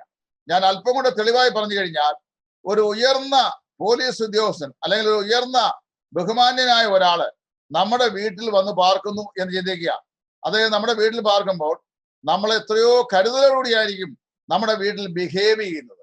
അപ്പം വളരെ ഉന്നതനായ ബഹുമാന്യനായ ഒരാള് നമ്മുടെ വീട്ടിൽ വന്ന് നമ്മോടുകൂടെ പാർക്കുന്ന സമയങ്ങളോ ദിവസങ്ങളോ നമ്മള് അനേക കാര്യങ്ങൾ നിയന്ത്രിച്ച് നമ്മുടെ ബിഹേവിയറിസം ഏറ്റവും പ്രോപ്പറായി ഏറ്റവും യോഗ്യമായ നിലയിൽ അത് ക്രമപ്പെടുത്തിയായിരിക്കും നമ്മൾ അവിടെ ജീവിക്കുന്നത്. കാരണം എന്നാന്ന് ചോദിച്ചു കഴിഞ്ഞാൽ, ഏറ്റവും ഉന്നതനായ അല്ലെങ്കിൽ ബഹുമാന്യനായ ഒരാള് നമ്മുടെ വീട്ടിൽ ഉണ്ട് എന്നുള്ള നമ്മുടെ ഉൾക്കാഴ്ചയാണ് നമ്മളെ ആ നിലയിൽ നമ്മെ തന്നെ ഡിസിപ്ലിൻ ചെയ്യാൻ പഠിപ്പിക്കുന്നത്. ഇത് തന്നെയാണ് കർത്താവ് പൗലോസ് ഇവിടെ പറയുന്ന ആശയവും. അതായത് യേശു ക്രിസ്തു എൻ്റെ വീട്ടിലുണ്ട്, അല്ലെ എൻ്റെ ഹൃദയത്തിലുണ്ട്, എൻ്റെ ജീവിതത്തിലുണ്ട്, Christ is dwelling with me എന്നുള്ള ആ ചിന്ത എന്ത് ചെയ്യുന്നു? നമ്മളെ ഏറ്റവും ജീവനും ഭക്തിയുള്ളവരായി ജീവിപ്പാൻ നമ്മെ പ്രബുദ്ധരാക്കുകയും അങ്ങനെ യേശു ക്രിസ്തുവിനെ കുറിച്ചുള്ള ആഴമേറിയ അവബോധം നമ്മൾ വളർന്നിട്ട് നാം ക്രിസ്തീയമായി വളർച്ച പ്രാപിക്കുവാൻ സംഗതിയാകുകയും ചെയ്യുന്നു. അതാണ് അത് ഡ്വെല്ലിംഗ് എന്ന് പറയുന്ന വാക്കിന്റെ ആശയം. ഇനി രണ്ടാമത് പൗലോസ് ഉപയോഗിക്കുന്നത് സസ്യലോകത്തെ ഒരു പ്രയോഗമാണ്. അതായത് U must B rooted in the love of God. അതായത് നിങ്ങൾ എന്ത് ചെയ്യണം? ദൈവസ്നേഹത്തിൽ വേരൂന്നിയവരായി തീരണം. അവിടെ പറയുമ്പോൾ വേരൂന്നുക എന്ന് പറയുന്നത് സസ്യലോകത്തോട് ബന്ധപ്പെട്ട ഒരു പദപ്രയോഗമാണ്. നമ്മള് സങ്കീർത്തനം അതിന്റെ 1 മുതൽ 3 വരെയുള്ള വാക്യങ്ങൾ വായിക്കുമ്പോൾ അവിടെ ദാവീദ് പ്രാർത്ഥിക്കുന്നു, ദുഷ്ടന്മാരുടെ ആലോചന പ്രകാരം നടക്കാതെയും പാപികളുടെ വഴിയിൽ നിൽക്കാതെയും പരിഹാസികളുടെ ഇരിപ്പിടത്തിൽ ഇരിക്കാതെയും യഹോവയുടെ ന്യായപ്രമാണത്തിൽ സന്തോഷിച്ച് അവന്റെ ന്യായപ്രമാണത്തെ രാപകൽ ധ്യാനിക്കുന്ന മനുഷ്യൻ ഭാഗ്യവാൻ. ഇനി അവനെ കുറിച്ചാ പറയുന്നത്. അവൻ ആറ്റരികത്ത് നട്ടിരിക്കുന്നതും തക്കകാലത്ത് ഫലം കായ്ക്കുന്നതും ഇല വാടാത്തമായ വൃക്ഷം പോലെ ഇരിക്കും. അവൻ ചെയ്തൊക്കെയും സാധിക്കും എന്ന് വളരെ വ്യക്തമായി പറയുന്നു. ആറിന്റെ സമീപേ നിൽക്കുന്ന ഒരു വൃക്ഷം, അതിന്റെ പ്രത്യേകത എന്താണെന്ന് ചോദിച്ചു കഴിഞ്ഞാൽ, it is deep rooted in the ground. അത് ആഴത്തിൽ വേരൂന്നി നിൽക്കുകയാണ്. ആഴത്തിൽ വേരൂന്നി നിൽക്കിയാൽ വേരുകൾ കൂടിയാണല്ലോ ഒരു വൃക്ഷം അതിന്റെ ജീവരസം, ആവശ്യമായ മിനറൽസ്, അതിനാവശ്യമായ വാട്ടർ ഇതെല്ലാം വലിച്ചെടുക്കുന്നത്. അപ്പോൾ അത് നദിയുടെ സമീപേ നിൽക്കിയാലും അത് അവിടെ നിന്നുകൊണ്ട് ആ നദിയിൽ നിന്ന് അതിനാവശ്യമായ വെള്ളമെല്ലാം വലിച്ച് എടുക്കിയാലും അതിന്റെ ഇലകൾ വാടുകയോ പിന്നെ അതിന് ഉഷ്ണത്താൽ കേട് സംഭവിക്കുകയോ ചെയ്യരുത്. മാത്രമല്ല അത് സീസണിൽ ഔട്ട് ഓഫ് സീസണിലും ഫലം കായ്ച്ചുകൊണ്ട് ഇരിക്കും. ഒരു ക്രിസ്തു വിശ്വാസിയെ സംബന്ധിച്ച് ക്രിസ്തുവിൽ ദൈവസ്നേഹത്തിൽ ആഴമായി അവൻ വേര് ഊന്നണം എന്നാണ് ഇവിടെ അപ്പോസ്തലൻ പറയുന്നത്. അപ്പൊ കർത്താവായ യേശു ക്രിസ്തുവിന്റെ സ്നേഹത്തിൽ നാം ആഴമായി വേരൂന്നുകയാണ്. ഇനിയും യിരെമ്യാ പ്രവാചകന്റെ പുസ്തകം 17-ാം അധ്യായത്തിന്റെ 5 മുതൽ 8 വരെയുള്ള വാക്യങ്ങൾ വായിക്കുമ്പോൾ അവിടെ ഇതിനോട് ബന്ധപ്പെട്ട അതേ ഒരു ആശയം പ്രവാചകൻ പറഞ്ഞിട്ടുണ്ട്. അതിങ്ങനെയാ വായിക്കുന്നത്: യഹോവ ഇപ്രകാരം അരുളിച്ചെയ്യുന്നു, മനുഷ്യനിൽ ആശ്രയിച്ച് ജഡത്തെ തന്നെ ഭുജമാക്കി ഹൃദയം കൊണ്ട് യഹോവയെ വിട്ടുമാറുന്ന മനുഷ്യൻ ശപിക്കപ്പെട്ടവൻ. അവൻ മരുഭൂമിയിലെ ചൂരച്ചെടി പോലെ ആകും. നന്മ വരുമ്പോൾ അതിനെ കാണാതെ മരുഭൂമിയിലെ വരണ്ട പ്രദേശങ്ങളിലും നിവാസികളില്ലാത്ത ഉവർനിലത്തിലും പാർക്കും. യഹോവയെ ആശ്രയിക്കുകയും യഹോവ തന്നെ ആശ്രയമായിരിക്കുകയും ചെയ്യുന്ന മനുഷ്യൻ ഭാഗ്യവാൻ. അവൻ വെള്ളത്തിന് അരികെ നട്ടിരിക്കുന്നതും ആറ്റരികെ വേരൂന്നിരിക്കുന്നതുമായ വൃക്ഷം പോലെയാകും. ഉഷ്ണം തട്ടുമ്പോൾ അത് പേടിക്കുകയില്ല, അതിന്റെ ഇല പച്ചയായിരിക്കും. വരൾച്ചയുള്ള കാലത്തും വാട്ടം തട്ടാതെ ഫലം കായ്ച്ചുകൊണ്ട് ഇരിക്കും. എന്നിട്ട് വളരെ വ്യക്തമായി പറയുകയാണ്, 2 താരതമ്യങ്ങളാണ്. ഒന്ന്, ജഡത്തിൽ ആശ്രയിക്കുന്നവർ. അപ്പൊ വിശ്വാസിക്ക് ജഡവും ആത്മാവും ഉണ്ട്. അപ്പൊ ജഡീകരായ വിശ്വാസികളുണ്ട്, ആത്മീകരായ വിശ്വാസികളുണ്ട്. ജഡീകരായ വിശ്വാസികൾ ആത്മീകത്തിൽ നട്ടപ്പെട്ടിരിക്കുന്ന വൃക്ഷങ്ങളെ പോലെയല്ല. എന്ന് പറഞ്ഞാൽ ക്രിസ്തുവിന്റെ ആളത്വത്തിൽ ആഴമായി വേരൂന്നപ്പെട്ടവരല്ല എന്നാണ് എന്റെ അർത്ഥം. എന്നാൽ നമ്മെക്കുറിച്ച് അപ്പോസ്തലൻ പറയുകയാണ്, നാം ക്രിസ്തുവിൽ എന്ത് ചെയ്യണം? ഡീപ്ലി റൂട്ടഡ് ആയിരിക്കണം. യേശു ക്രിസ്തുവിലായിരിക്കണം നമ്മുടെ ജീവിതത്തിന്റെ വേര്, അതിന്റെ ആഴം എന്ന് പറയുന്നത്. മരുഭൂമിയിലെ പന നമുക്കറിയാവുന്നതാണല്ലോ. മരുഭൂമിയിലെ ഈന്തപ്പനകൾ, ആ ഈന്തപ്പനകൾ മരുഭൂമിയിലാണ് കഴിയുന്നത്. അതിന്റെ വേര് ആഴത്തിലേക്ക് പോവുകയാണ്. ആഴത്തിൽ ചെന്നിട്ട് ആഴത്തിലുള്ള ജലാംശത്തെ അത് ആഹരിച്ചിട്ട് എന്ത് ചെയ്യുന്നു? ഉഷ്ണത്തിന്റെ യാതൊരു തകരാറും സംഭവിക്കാതെ അത് ഫലം കായ്ച്ചുകൊണ്ട് ഇരിക്കുന്നു. ഇതാണ് ഒരു ക്രിസ്തു വിശ്വാസിയെ സംബന്ധിച്ച് ക്രിസ്തുവിന്റെ ആളത്വ സംബന്ധമായി നമുക്ക് കാണേണ്ട ഉൾക്കാഴ്ചയിൽ പൗലോസ് ആഗ്രഹിക്കുന്ന ക്രിസ്തുവിന്റെ ആളത്വത്തിൽ, അതായത് അവന്റെ മഹത്വത്തെ സംബന്ധിച്ചുള്ള ആഴമേറിയ അവബോധം ഉണ്ടാവുക എന്ന് പറയുന്ന പ്രിൻസിപ്പിൾ അദ്ദേഹം രണ്ടാമതായി ഉപയോഗിക്കുന്ന ദൃഷ്ടാന്തം. ഒന്ന്, ക്രിസ്തു വിശ്വാസത്താൽ നമ്മൾ വസിക്കുക. രണ്ട്, ക്രിസ്തുവിൽ ആഴമായി വേരൂന്നുക. കർത്താവായ യേശു ക്രിസ്തുവിൽ ആഴമായി, നമ്മുടെ അസ്തിത്വം തന്നെ യേശു ക്രിസ്തുവിലാണെന്ന് വ്യക്തമായി ബോധ്യപ്പെടുക. അതായത് ക്രിസ്തു പറഞ്ഞ പോലെ തന്നെ എന്നെ പിരിഞ്ഞ് നിങ്ങൾക്കൊന്നും ചെയ്യുവാൻ കഴിയുകയില്ല എന്ന് പറഞ്ഞിരിക്കുന്ന വാക്യം അത് തന്നെയാണ്. അതായത് ക്രിസ്തുവിലാണ് നമ്മുടെ ജീവിതത്തിന്റെ സകല വൈറ്റാലിറ്റിയും ഉള്ളത്. അതുകൊണ്ട് നമ്മുടെ വിശ്വാസ ജീവിതത്തിന്റെ വേര് ആഴത്തിലേക്ക് ഊന്നിരിക്കണം. അത് ക്രിസ്തുവിലായിരിക്കണം ഉറപ്പിക്കപ്പെട്ടിരിക്കുന്നത്. അവനിൽ നിന്നായിരിക്കണം നമ്മുടെ ജീവരസം നാം ആഹരിക്കുന്നത് എന്നാണ് അപ്പോസ്തലൻ പറയുന്നത്.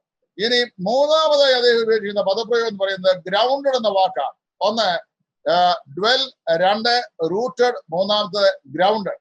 ഈ ഗ്രൗണ്ടഡ് എന്ന് പറയപ്പെടുന്ന പദം എന്ന് പറയുന്നത് അടിസ്ഥാനപ്പെടുക. അടിസ്ഥാനപ്പെടുക എന്ന് പറയുന്നത് ഒരു കെട്ടിടം പണിയോട് ബന്ധപ്പെട്ട വിഷയമാണ്.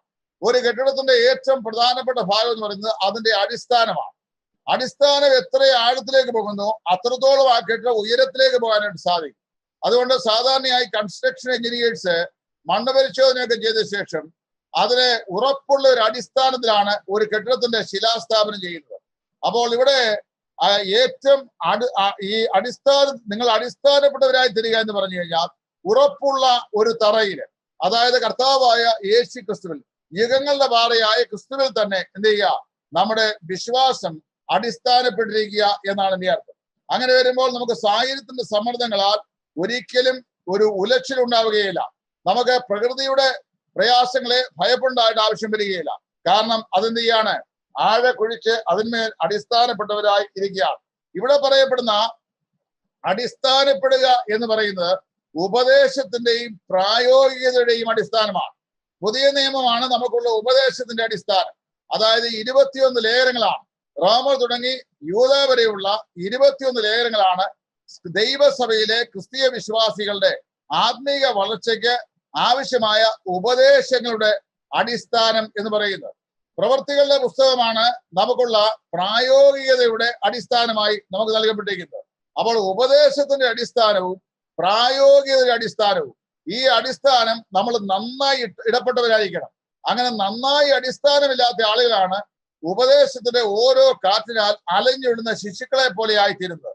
അത് പാടില്ല എന്ന് അപ്പോസ്തലൻ പറയുന്നു. ഈ അടിസ്ഥാനത്തിന്മേൽ പണിയപ്പെടേണ്ട ചില വസ്തുക്കളെ കുറിച്ചും പറഞ്ഞിട്ടുണ്ട്. അത് വളരെ വേഗത്തിൽ പറഞ്ഞു പോകാനേ നിർവാഹമുള്ളൂ. കൊരിന്ത്യർക്ക് എഴുതിയ 1-ാം ലേഖനം അതിന്റെ 3-ാം അധ്യായത്തിന്റെ 11 മുതലുള്ള വാക്യങ്ങളിൽ അപ്പോസ്തലനായ പൗലോസ് കർത്താവായ യേശു ക്രിസ്തു എന്ന ഈ അടിസ്ഥാനത്തിന്മേൽ ഓരോ വിശ്വാസിയും എങ്ങനെ പണിയണം അവന്റെ ക്രിസ്തീയ ജീവിതത്തിന്റെ പുരോഗമനത്തിനായി എന്ന് പറഞ്ഞിരിക്കുകയാണ്. അത് പറയുന്നത് എങ്ങനെയാണ്? കർത്താവ് പൗലോസ് പറയുന്നു, എന്നാൽ ക്രിസ്തു എന്ന ഇട്ടിരിക്കുന്ന അടിസ്ഥാനമല്ലാതെ മറ്റൊന്നിടുവാൻ ആർക്കും കഴിയുകയില്ല. 1 കൊരിന്ത്യർ 3-ാം അധ്യായത്തിന്റെ 11-ാം വാക്യം. എന്നാൽ കർത്താവായ യേശു ക്രിസ്തു എന്ന ഇട്ടിരിക്കുന്ന അടിസ്ഥാനമല്ലാതെ മറ്റൊന്നിടുവാൻ ആർക്കും കഴിയുകയില്ല. അവിടെ പറയപ്പെടുന്ന അടിസ്ഥാനം രക്ഷയുടെ അടിസ്ഥാനമാണ്.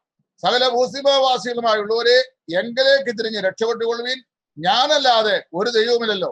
അപ്പൊ നമ്മുടെ രക്ഷയുടെ അടിസ്ഥാനം കർത്താവായ യേശുവാണ്. പത്രോസും അത് സമ്മതിച്ചിട്ടുണ്ട്.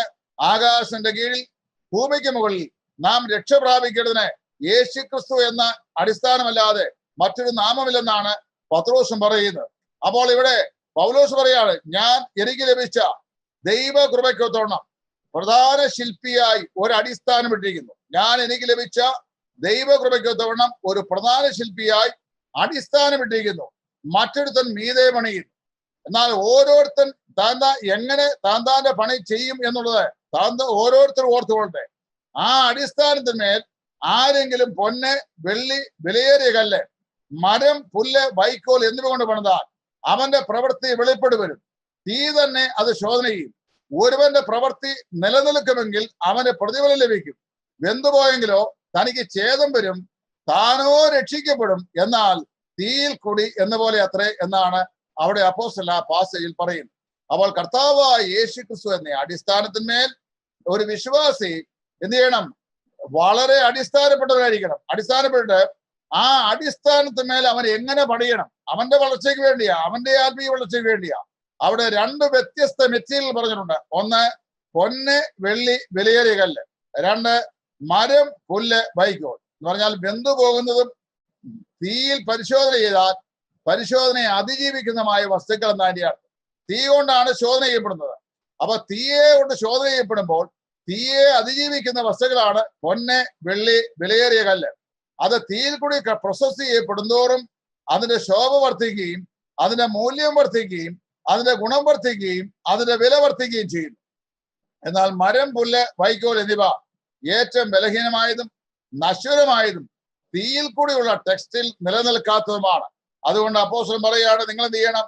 നിങ്ങൾ അടിസ്ഥാനപ്പെട്ടവരായി തീരണം. അതായത് ആഴത്തിലേക്ക് ക്രിസ്തുവിന്റെ ആഴങ്ങളിലേക്ക് നിങ്ങൾ ആഴക്കുഴിച്ച് അടിസ്ഥാനപ്പെട്ടവരായി ഉപദേശത്തിന്റെയും പ്രായോഗികതയുടെയും അടിസ്ഥാനത്തിന്മേൽ വേണം നിങ്ങളുടെ ക്രിസ്തീയ ജീവിതം പടുത്തുയർത്തപ്പെടുവാൻ.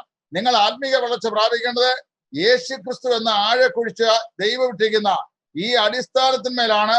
ആ അടിസ്ഥാനത്തിന്മേലാണ് നിങ്ങൾ വളരുന്നതെങ്കിൽ, നിങ്ങൾ ഉയർച്ച പ്രാപിക്കുന്നതെങ്കിൽ, നിങ്ങൾ വളർച്ച പ്രാപിക്കുന്നതെങ്കിൽ നിങ്ങൾ യാതൊരു കാരണവശാലും സാഹചര്യത്തിന്റെ പരിശോധനകളിൽ തകർന്നു പോകുകയില്ല എന്നും, മറിച്ച് നിങ്ങൾ പ്രയോജനമുള്ളവരായി തീർന്ന് നിങ്ങൾ പ്രതിഫലത്തിന് യോഗ്യരായി ക്രിസ്തുവിന്റെ നാളിൽ ഈ യോഗ്യന്മാരായി നിൽക്കും എന്നുമാണ് 1 കൊരിന്ത്യർ 3-ാം അധ്യായത്തിന്റെ 19 വാക്യങ്ങളിൽ അപ്പോസ്തലനായ പൗലോസ് പറയുന്നത്. അപ്പോൾ ഈ 3 പദപ്രയോഗങ്ങൾ നിങ്ങൾ പ്രത്യേകം മനസ്സിൽ വെക്കുക. ഒന്ന്, ക്രിസ്തു വിശ്വാസത്താൽ നിങ്ങളുടെ ഹൃദയങ്ങളിൽ വസിക്കുക എന്ന് പറഞ്ഞു കഴിഞ്ഞാൽ ദാവീദ് പറയുന്ന തന്നെ ആശയം, ഞാൻ യഹോവയെ എല്ലായ്പ്പോഴും എന്റെ മുമ്പിൽ വെച്ചിരിക്കുന്നു, അവൻ എന്റെ വലതുഭാഗത്തുള്ളത് കൊണ്ട് ഞാൻ ഒരു നാളും കുലുങ്ങിപ്പോകുകയില്ല. കർത്താവായ യേശു ക്രിസ്തുവുമായി നിരന്തരമായി സമ്പർക്കം പുലർത്തുന്ന ഒരു ജീവിതം, അതാണ് ദൈവസന്നിധിയിൽ വളർച്ച പ്രാപിക്കുന്ന ജീവിതം എന്ന് പറയുന്നത്. 2, കർത്താവായ യേശു ക്രിസ്തുവിൽ ആഴമായി വേരൂന്നപ്പെട്ട ജീവിതം, അതാണ് നമ്മുടെ ജീവിതത്തിലെ ആവശ്യമാകുന്ന ജീവരസങ്ങളെല്ലാം ക്രിസ്തുവിൽ നിന്ന് പ്രാപിച്ച് കർത്താവിന് ഇഷ്ടത്തിന് ഒത്തവണ്ണം നമുക്ക് ആത്മീയമായി വളർച്ച പ്രാപിക്കാൻ സാധിക്കുന്നത്. പല ആളുകൾക്കും ആത്മീക വിളർച്ചയുണ്ട്. കഴിഞ്ഞ ആഴ്ച ഞാൻ പറഞ്ഞ പോലെ ആത്മീകമായ വിളർച്ചയുണ്ട്. വിളർച്ച മാറി നാം വളർച്ച പ്രാപിക്കണം. എന്ത് ചെയ്യണം? We should be deeply rooted in the person of Jesus Christ. കർത്താവായ യേശു ക്രിസ്തുവിൽ ആഴമായി നാം വേരൂന്നപ്പെട്ടവരെ ആയിത്തീരണം. അപ്പോൾ മാത്രമേ നമുക്ക് വിളർച്ച മാറി വളർച്ചയിൽ പ്രബുദ്ധരായി തീരുവാൻ കഴിയുള്ളൂ. നിങ്ങളെ ഓർത്ത് ഞാൻ ദൈവത്തിന് സ്തോത്രം ചെയ്യാണ്. ഇടതടവില്ലാത്ത ദൈവവചന ശുശ്രൂഷ തിരുമല സഭയ്ക്ക് ഞാൻ കണ്ടു. ഏറ്റവും കൂടുതൽ എനിക്ക് തോന്നുന്ന ദൈവദാസന്മാരെ വിളിക്കുകയും വിശ്രമരഹിതമായ നിലയിൽ വചനം പഠിക്കുകയും ചെയ്യുന്ന ഒരു സഭയായി ഇപ്പൊ കേരളത്തിൽ ശേഷിക്കുന്ന ഒരു സഭയായി ഞാൻ ഇപ്പൊ സോഷ്യൽ മീഡിയയിൽ കണ്ടത് നിങ്ങളെയാണ്. നിങ്ങളെ ഓർത്ത് ഞാൻ ദൈവത്തിന് സ്തോത്രം ചെയ്യുക. ദൈവവചനം നിരന്തരമായി പഠിക്കുക. നമ്മൾ എത്രമാത്രം പഠിക്കുമോ അത്രത്തോളം ക്രിസ്തുവിന്റെ ആഴങ്ങളിലേക്ക് നമ്മുടെ ആത്മീയ ജീവിതത്തിന്റെ വേര് ഇറങ്ങിക്കൊണ്ടിരിക്കുക. എത്രത്തോളം നാം പഠിക്കുകയും എത്രത്തോളം നമ്മുടെ ആത്മീയ ജീവിതത്തിന്റെ വേര് നാം ക്രിസ്തുവിൽ ഉറപ്പിക്കുകയും ചെയ്യുന്നുവോ അത്രത്തോളം ക്രിസ്തുവിൽ നാം ആഗ്രഹിക്കുകയും അതനുസരിച്ച് തദനുസരണമായി ക്രിസ്തു എന്ന തലയോളമുള്ള വളർച്ചയിൽ നാം പുരോഗമിക്കുകയും ചെയ്യുന്നു. അത് മനസ്സിലാക്കുക. 3-ാമത്തെ പദപ്രയോഗമാണ് ഞാൻ പറഞ്ഞത്, അടിസ്ഥാനപ്പെട്ടവരായി തരിക. അതായത് ഈ 3 പദം നിങ്ങൾക്ക് ഉറക്കത്തിൽ ഓർമ്മയിരിക്കാൻ കഴിയും. അതായത് ഡ്വെൽ, റൂട്ടഡ് ആൻഡ് ഗ്രൗണ്ടഡ്. അതായത് ക്രിസ്തു വിശ്വാസാൽ നിങ്ങളുടെ ഹൃദയങ്ങളിൽ വസിക്കുക. 2, ക്രിസ്തുവിൽ ആഴമായി വേരൂന്നിയവരായി തീരുക. 3, നിങ്ങൾ ക്രിസ്തുവിൽ എന്ത് ചെയ്യുക? അടിസ്ഥാനപ്പെട്ടവരായിരിക്കുക. അങ്ങനെ വരുമ്പോൾ നമ്മുടെ ഈ അടിസ്ഥാനം ഒരിക്കലും ആർക്കും മറിച്ചു കളയാൻ കഴിയുകയില്ല, സാധിക്കുകയില്ല എന്നുള്ളത് പ്രത്യേകം നാം ഇവിടെ ഓർക്കേണ്ടതാണ്. അപ്പൊ 2 കാര്യങ്ങൾ ഇപ്പൊ ഞാൻ പറഞ്ഞു. പൗലോസ് അവർക്ക് വേണ്ടി പ്രാർത്ഥിക്കുന്ന പ്രാർത്ഥനയിൽ നമ്മുടെ ആത്മീയ വളർച്ചയ്ക്ക് സഹായമായിട്ടുള്ള 2 വിഷയങ്ങൾ. ഒന്ന്, അകമേയുള്ള മനുഷ്യൻ ശക്തിയോടെ ബലപ്പെടുക. അത് ദൈവത്തിന്റെ പരിശുദ്ധാത്മാവിനാണ് സാധിക്കേണ്ടത്. അത് ദൈവത്തിന്റെ ധനത്തിന്റെ മഹത്വത്തിന് ഒത്തവണ്ണമാണ് സാധിക്കേണ്ടത്. നമ്മുടെ ക്രിസ്തീയ ജീവിതത്തിന്റെ സുഗമമായ പ്രവർത്തനത്തിന് പരിശുദ്ധാത്മാവിന്റെ നിറവ് അനിവാര്യമാണ്.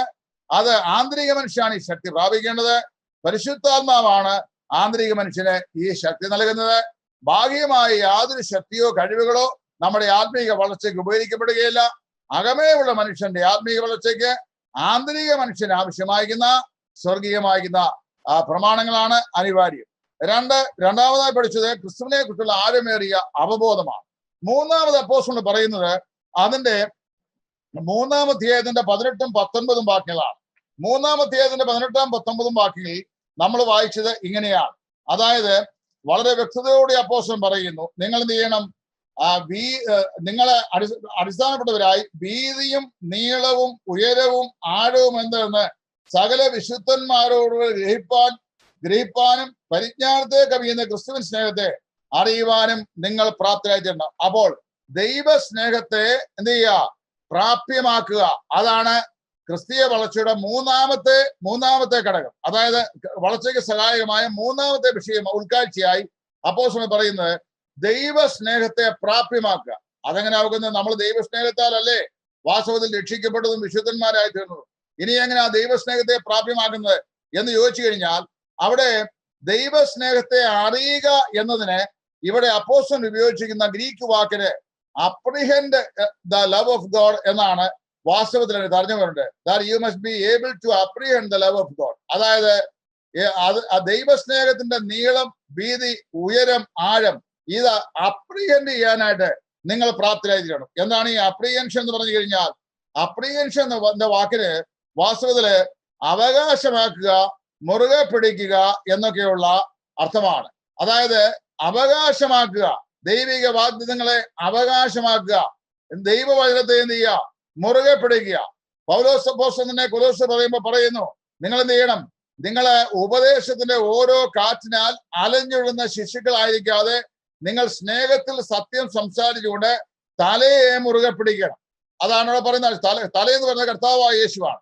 യേശു ക്രിസ്തുവിനെ എന്ത് ചെയ്യുക? അവകാശമാക്കുക, യേശു ക്രിസ്തുവിനെ മുറുകെ പിടിക്കുക. ഇതാണ് അതിന്റെ ആശയം. ഞാനത് വളരെ വ്യക്തമായി മനസ്സിലാക്കി തരാം. അതായത് ഇങ്ങനൊരു ചൊല്ലുണ്ട്, മങ്കി ഹാസ് ആൻ അപ്രിഹെൻഡിങ് ചെയിൻ. കുരങ്ങിനെ ഈ വൃക്ഷത്തിന്റെ കൊമ്പുകളിന്മേൽ അത് വാലുകൊണ്ട് സാധാരണ ചുറ്റിപ്പിടിച്ച് നമുക്ക് കാണാൻ കഴിയും. ഒരു കുരങ്ങ് ഒരു വൃക്ഷത്തിൽ ഇരുന്ന് കഴിഞ്ഞാൽ ആ വൃക്ഷത്തിൽ ഇരിക്കുമ്പോൾ അതിന്റെ നീളമുള്ള വാലുകൊണ്ട് ആ വൃക്ഷത്തിന്റെ കൊമ്പിൽ അതിങ്ങനെ വാല് ചുറ്റി പിടിക്കുന്നത് കാണാം. എന്താണെന്നറിയാമോ? ഒരു കാരണവശാലും അതിന്ന് സ്ലിപ്പ് ചെയ്ത് താഴെ പോകാതിരിക്കാൻ വേണ്ടിയാണ്. ഇതിനെയാണ് എന്ന് പറഞ്ഞാൽ ഒരു ആത്മവിശ്വാസമാണ്.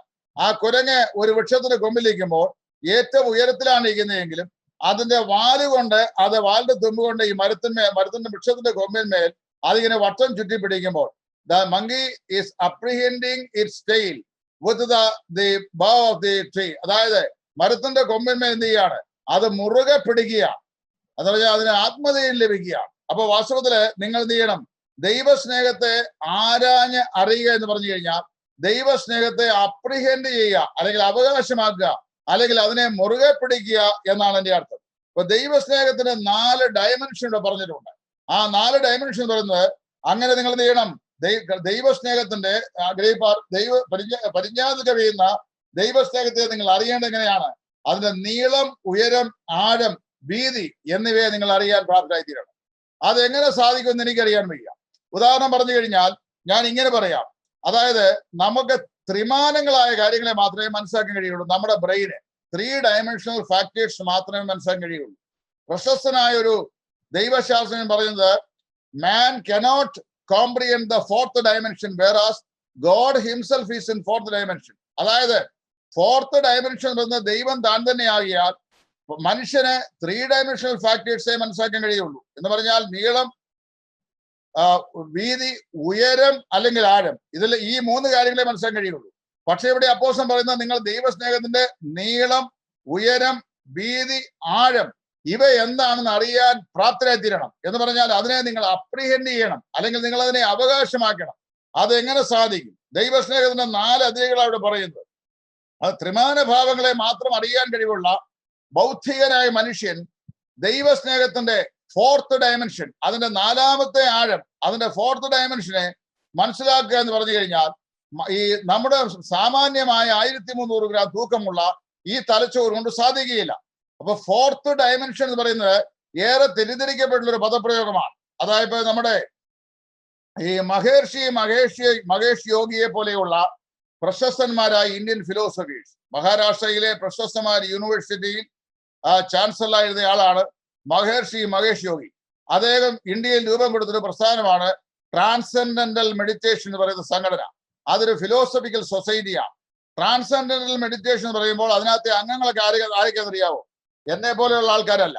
ഉന്നതന്മാരായ ഡോക്ടേഴ്സ്, എഞ്ചിനീയേഴ്സ്, ചാർട്ടേഡ് അക്കൗണ്ടൻസ്, പിന്നെ അങ്ങനെയുള്ള സമൂഹത്തിലെ വലിയ ബുദ്ധിരാക്ഷസന്മാരായ ആളുകളാണ് ഈ ട്രാൻസെൻഡന്റൽ മെഡിറ്റേഷൻ എന്ന് പറയുന്ന സംഘടനയിൽ അംഗങ്ങളായിട്ടുള്ള ആൾക്കാർ. ഈ ട്രാൻസെൻഡന്റൽ മെഡിറ്റേഷന്റെ അടിസ്ഥാന തത്വം എന്താണെന്ന് ഞാൻ പറയാം. നിങ്ങൾ അദ്ദേഹത്തിന്റെ തന്നെ ഫിലോസഫിക്കൽ ബുക്സുകളുണ്ട്. ആ ബുക്സിൽ അദ്ദേഹം എഴുതിയിട്ടുണ്ട്. അദ്ദേഹം പറയുന്നത് ഇങ്ങനെയാണ്: മനുഷ്യ ശരീരം ഡിവോഷൻ കൂടി, അതായത് മെഡിറ്റേഷൻ കൂടി ശരീരം ഒരു സ്ഥലത്ത് ഇരിക്കുമ്പോൾ തന്നെ ശരീരത്തെ വിട്ട് ശരീരത്തിൽ വസിക്കുന്ന ആത്മാവിനെ ശരീരത്തെ വിട്ട് പുറത്തു പോകാനും, പുറത്തു പോയിട്ട് പ്രപഞ്ചത്തിന്റെ 4 മണ്ഡലം കൂടെ ഫോർത്ത് ഡയമെൻഷനിൽ ചെന്ന് ദൈവസന്ധി ചെന്നിട്ട് ആ ദൈവികമായിരിക്കുന്ന ശക്തി പ്രാപിച്ചിട്ട് ഈ ജീവാത്മാവിന് മടങ്ങി ശരീരത്തിലേക്ക് വരാൻ കഴിയുമെന്ന് പറയുന്ന ഫിലോസഫി, ഒരു പ്രത്യേകമായ തത്വശാസ്ത്രത്തിന്റെ ഉപജ്ഞാതാവാണ് മഹേഷ് യോഗി എന്ന് പറയുന്ന മനുഷ്യൻ. അദ്ദേഹത്തിന്റെ പ്രസ്ഥാനമാണ് ട്രാൻസെൻഡന്റൽ മെഡിറ്റേഷൻ. ലോകവ്യാപകമായി അതിൽ ധാരാളം അനുഭാവികളായ ആളുകളുണ്ട്. അതിന് അദ്ദേഹം പറയുന്ന 4 മണ്ഡലങ്ങളാണ്. ആ 4 മണ്ഡലങ്ങളെ അദ്ദേഹം പറയുന്നത് അണ്ട, പിണ്ട, കാണ്ട, ബ്രഹ്മാണ്ട എന്നിങ്ങനെ 4 മണ്ഡലങ്ങളാണ്. അണ്ട എന്ന് പറയുന്ന മണ്ഡലം എന്ന് പറയുന്നത് ശരീരം മെഡിറ്റേഷനിൽ ഇരിക്കുന്ന സമയത്ത് എന്ത് ചെയ്യുക? ബ്രഹ്മത്തെ, അതായത് ദൈവത്തെ ധ്യാനിക്കുക. ദൈവത്തെ സാങ്കല്പികമായി ഹൃദയത്തിൽ ധ്യാനിച്ച് ഏറെ നേരം ധ്യാനനിരതനായിരുന്നു കഴിയുമ്പോൾ ശരീരം അറിയാതെ തന്നെ ശരീരത്തെ വിട്ട് ആത്മാവ് ശരീരത്തിന്റെ വെളിയിലേക്ക് ഇറങ്ങുന്നു. അത് സഞ്ചരിക്കുന്ന ആദ്യത്തെ മണ്ഡലത്തിന് അദ്ദേഹം കൊടുക്കുന്ന പേരാണ് അണ്ട. ഇത് കഴിഞ്ഞാൽ ഈ ആത്മാവ് ചെയ്യുന്നു, അവിടുന്ന് കുറെ കൂടെ ദൈർഘ്യമുള്ള മറ്റൊരു ആത്മീയ അനുഭൂതി മണ്ഡലത്തിലേക്ക് പ്രവേശിക്കുന്നു. ആ മണ്ഡലത്തിന്റെ പേരാണ് പിണ്ട. അത് കഴിഞ്ഞാൽ അതിന്റെ 3rd ക്ലൈമാക്സിലേക്ക് ഈ ആത്മാവ് സഞ്ചരിക്കുകയാണ്. അതിനെയാണ് കാണ്ട എന്ന് പറയുന്നത്. കാണ്ട എന്ന് പറയുന്ന മണ്ഡലത്തിൽ ചെന്ന് കഴിയുമ്പോൾ ആത്മാവ് ആത്മീയ അനുഭൂതിയുടെ ഒരു 90% അത് ആത്മാവിന് ഉണ്ടാകുമെന്ന് പറയുന്നു. അത് കഴിഞ്ഞാൽ എന്ത് ചെയ്യുന്നു? കാണ്ടയിൽ നിന്ന് നേരെ ഈ ആത്മാവ് പോകുന്നത് ബ്രഹ്മാണ്ട എന്ന് പറയുന്ന ആ സ്ഫിയറിലേക്കാണ്. ബ്രഹ്മാണ്ട എന്ന് പറയുന്ന സ്ഫിയറിൽ ചെല്ലുമ്പോൾ ആത്മാവ് ബ്രഹ്മത്തിൽ ചെന്ന് ലയിച്ചിട്ട് ബ്രഹ്മത്തിൽ നിന്ന്, അതായത് ദൈവത്തിൽ നിന്ന് എന്ത് ചെയ്യുന്നു? ആത്മസായുജ്യം പ്രാപിച്ചിട്ട് മടങ്ങി വീണ്ടും അവിടുന്ന് കാണ്ട, പിണ്ട, അണ്ട മടങ്ങി ബോഡിയിലേക്ക് പ്രവേശിക്കുന്നു. ഇങ്ങനെ ശരീരത്തെ വിട്ട് ബഹിർഗമിക്കുന്ന ഈ ആത്മാവ് ശരീരത്തിൽ നിന്ന് വിട്ടിട്ട് തിരിച്ച് ശരീരത്തിൽ വരുന്നവരെ ശരീരത്തിന് യാതൊരു കാര്യങ്ങളും താൻ എവിടെയാണെന്ന് അറിയത്തില്ല എന്നാണ് ഇദ്ദേഹം പറയുന്നത്. അതൊരു ഫിലോസഫിയാണ്. ആ ഫിലോസഫിയിൽ അങ്ങനെയാണ് ലോകത്തിലെ പല ആളുകളും ഈ ആത്മസായുജ്യവും ആത്മീയതയും ഒക്കെ അനുഭവിക്കുന്നത്. ആത്മീയ വളർച്ചയെ കുറിച്ചൊക്കെ അവർ മനസ്സിലാക്കുന്നത് അങ്ങനെയാണ്. പക്ഷെ ഇവിടെ പറയുന്ന ആശയം അതല്ല. ഇവിടെ പറയുന്നത് നിങ്ങൾ ദൈവസ്നേഹത്തിൽ വേരൂന്നിട്ട് എന്ത് ചെയ്യണം? ദൈവസ്നേഹത്തിന്റെ നീളം, വീതി, ആഴം, ഉയരം എന്നിവ എന്തെന്ന് നിങ്ങൾ അപ്രിഹെൻഡ് ചെയ്യണം. അതായത് നിങ്ങൾ അത് മനസ്സിലാക്കണം, അതായത് മുറുകെ പിടിക്കണം. ഇത് പറയുമ്പോൾ ഞാന് ചാൾസ് സ്പർജൻ പറഞ്ഞ ഒരു പ്രസ്താവന ഓർത്തു പോവുകയാണ്. ഇംഗ്ലീഷ് ലോകത്തെ ഏറ്റവും അറിയപ്പെട്ട പ്രസംഗ പ്രഭുവായ ചാൾസ് സ്പർജൻ, അദ്ദേഹം മെട്രോപൊളിറ്റൻ ചാബർനാക്കിൽ പ്രസംഗം തുടർന്നുകൊണ്ടിരിക്കുമ്പോൾ പ്രേക്ഷകരിൽ ഒരാൾ അദ്ദേഹം പ്രസംഗിച്ച എങ്ങനെയാണ്: ഞാൻ യാക്കോബിനെ സ്നേഹിച്ചും യേശാവിനെ ദ്വേഷിച്ചുമിരിക്കുന്നു എന്നുള്ള ബൈബിൾ ടെക്സ്റ്റ് റോമാലേഖനിൽ നിന്നെടുത്ത് അദ്ദേഹം പ്രസംഗിക്കുകയാണ്. അദ്ദേഹം പ്രസംഗിച്ചുകൊണ്ടിരിക്കുമ്പോൾ പ്രബുദ്ധനായ ഒരു വിദ്യാസമ്പന്നനായ മനുഷ്യൻ ഈ പ്രസംഗത്തെ ഒബ്സ്റ്റക്കിൾ ചെയ്തുകൊണ്ട്, തടസ്സപ്പെടുത്തിക്കൊണ്ട് പ്രസംഗിയോട് ചോദിച്ചു: അല്ലയോ മിസ്റ്റർ സ്പർജൻ, നിങ്ങൾ പറഞ്ഞു ഞാൻ യാക്കോബിനെ സ്നേഹിച്ചും യേശാവിനെ ദ്വേഷിച്ചുമിരിക്കുന്നു ദൈവം. എനിക്ക് ഈ ദൈവം യേശാവിനെ എന്തുകൊണ്ടാണ് ദ്വേഷിച്ചത്, യാക്കോബിനെ എന്തുകൊണ്ടാണ് സ്നേഹിച്ചത് എന്ന് ചോദിച്ചു കഴിഞ്ഞപ്പോൾ സ്പർജൻ എന്ന് പറഞ്ഞ മറുപടി ശ്രദ്ധിക്കണം. അതായത് ദൈവം യേശാവിനെ ദ്വേഷിച്ചത് എന്താണെന്ന് എനിക്കറിയാം, പക്ഷേ യാക്കോബിനെ എന്തുകൊണ്ടാണ് സ്നേഹിച്ചതെന്ന് എനിക്ക് അറിയാൻ വയ്യ. സ്പർജൻ പറഞ്ഞ മറുപടിയാണ്: യേശാവിനെ ദൈവം ദ്വേഷിച്ചതിന്റെ കാരണം എബ്രായരിൽ പറഞ്ഞിട്ടുണ്ട്. അത് നിങ്ങളിൽ ആരും ഒരു ഊണിന് ജ്യേഷ്ഠാവകാശം വിട്ടുകളഞ്ഞ യേശാവിനെ പോലെ ദൈവകൃപയെ എന്ത് ചെയ്ത് അനാവൃതമാക്കരുത്. അവൻ പിന്നത്തേതിൽ കണ്ണുനീരോടുകൂടി അപേക്ഷിച്ചെങ്കിലും മാനസാന്തരത്തിന് അവസരം ലഭിച്ചില്ല എന്നാ പറയുന്നത്. അവിടെ പറയുമ്പോൾ നിങ്ങൾ ആരും എന്ത് ചെയ്ത് ദുർനടപ്പുകാരനോ ഒരു ഊണിന് ജ്യേഷ്ഠാവകാശം വിറ്റുകളഞ്ഞ യേശാവിനെ പോലെയോ അഭക്തനോ ആകാതിരിപ്പാൻ സൂക്ഷിച്ചുകൊള്ളുക. അപ്പൊ അവനെ കുറിച്ച് അവിടെ പറയുമ്പോൾ പഴയ നിയമത്തിൽ വെളിപ്പെടുത്താത്ത ഒരു കാര്യം പരിശുദ്ധാത്മാവ് വെളിപ്പെടുത്തുന്നു. അവൻ ദുർനടപ്പുകാരനായിരുന്നു. 2, അവന് ആരായിരുന്നു? അഭക്തനായിരുന്നു. അവന് നിത്യതയെ താൽക്കാലികതയ്ക്ക് വേണ്ടി നിത്യതയെ വിറ്റുകളഞ്ഞവനായിരുന്നു. അതായത് അവന് ഈ ഉൽപ്പത്തി പുസ്തകം 27-ാം അധ്യായത്തിൽ അവന് പറയുമ്പോൾ വിശന്ന് വലഞ്ഞ് യാക്കോബിന്റെ അടുക്കൽ പായസം കുടിക്കാൻ വരുമ്പോൾ പായസം ചോദിക്കുമ്പോൾ അവൻ പറയുന്ന ഒരു വാക്ക് അവിടെ ഉണ്ട്. What profit do I have with this of my birthright. അതായത് എന്റെ ഈ ജ്യേഷ്ഠാവകാശം കൊണ്ട് എനിക്ക് എന്ത് ലാഭമുള്ളൂ. ഇവൻ ലാഭത്തിന്റെയും നഷ്ടത്തിന്റെയും ഫോർമുലയിൽ ജീവിക്കുന്ന ആളായിരുന്നു. ഒരു ബിസിനസ് കാഴ്ചപ്പാടുള്ളവനായിരുന്നു.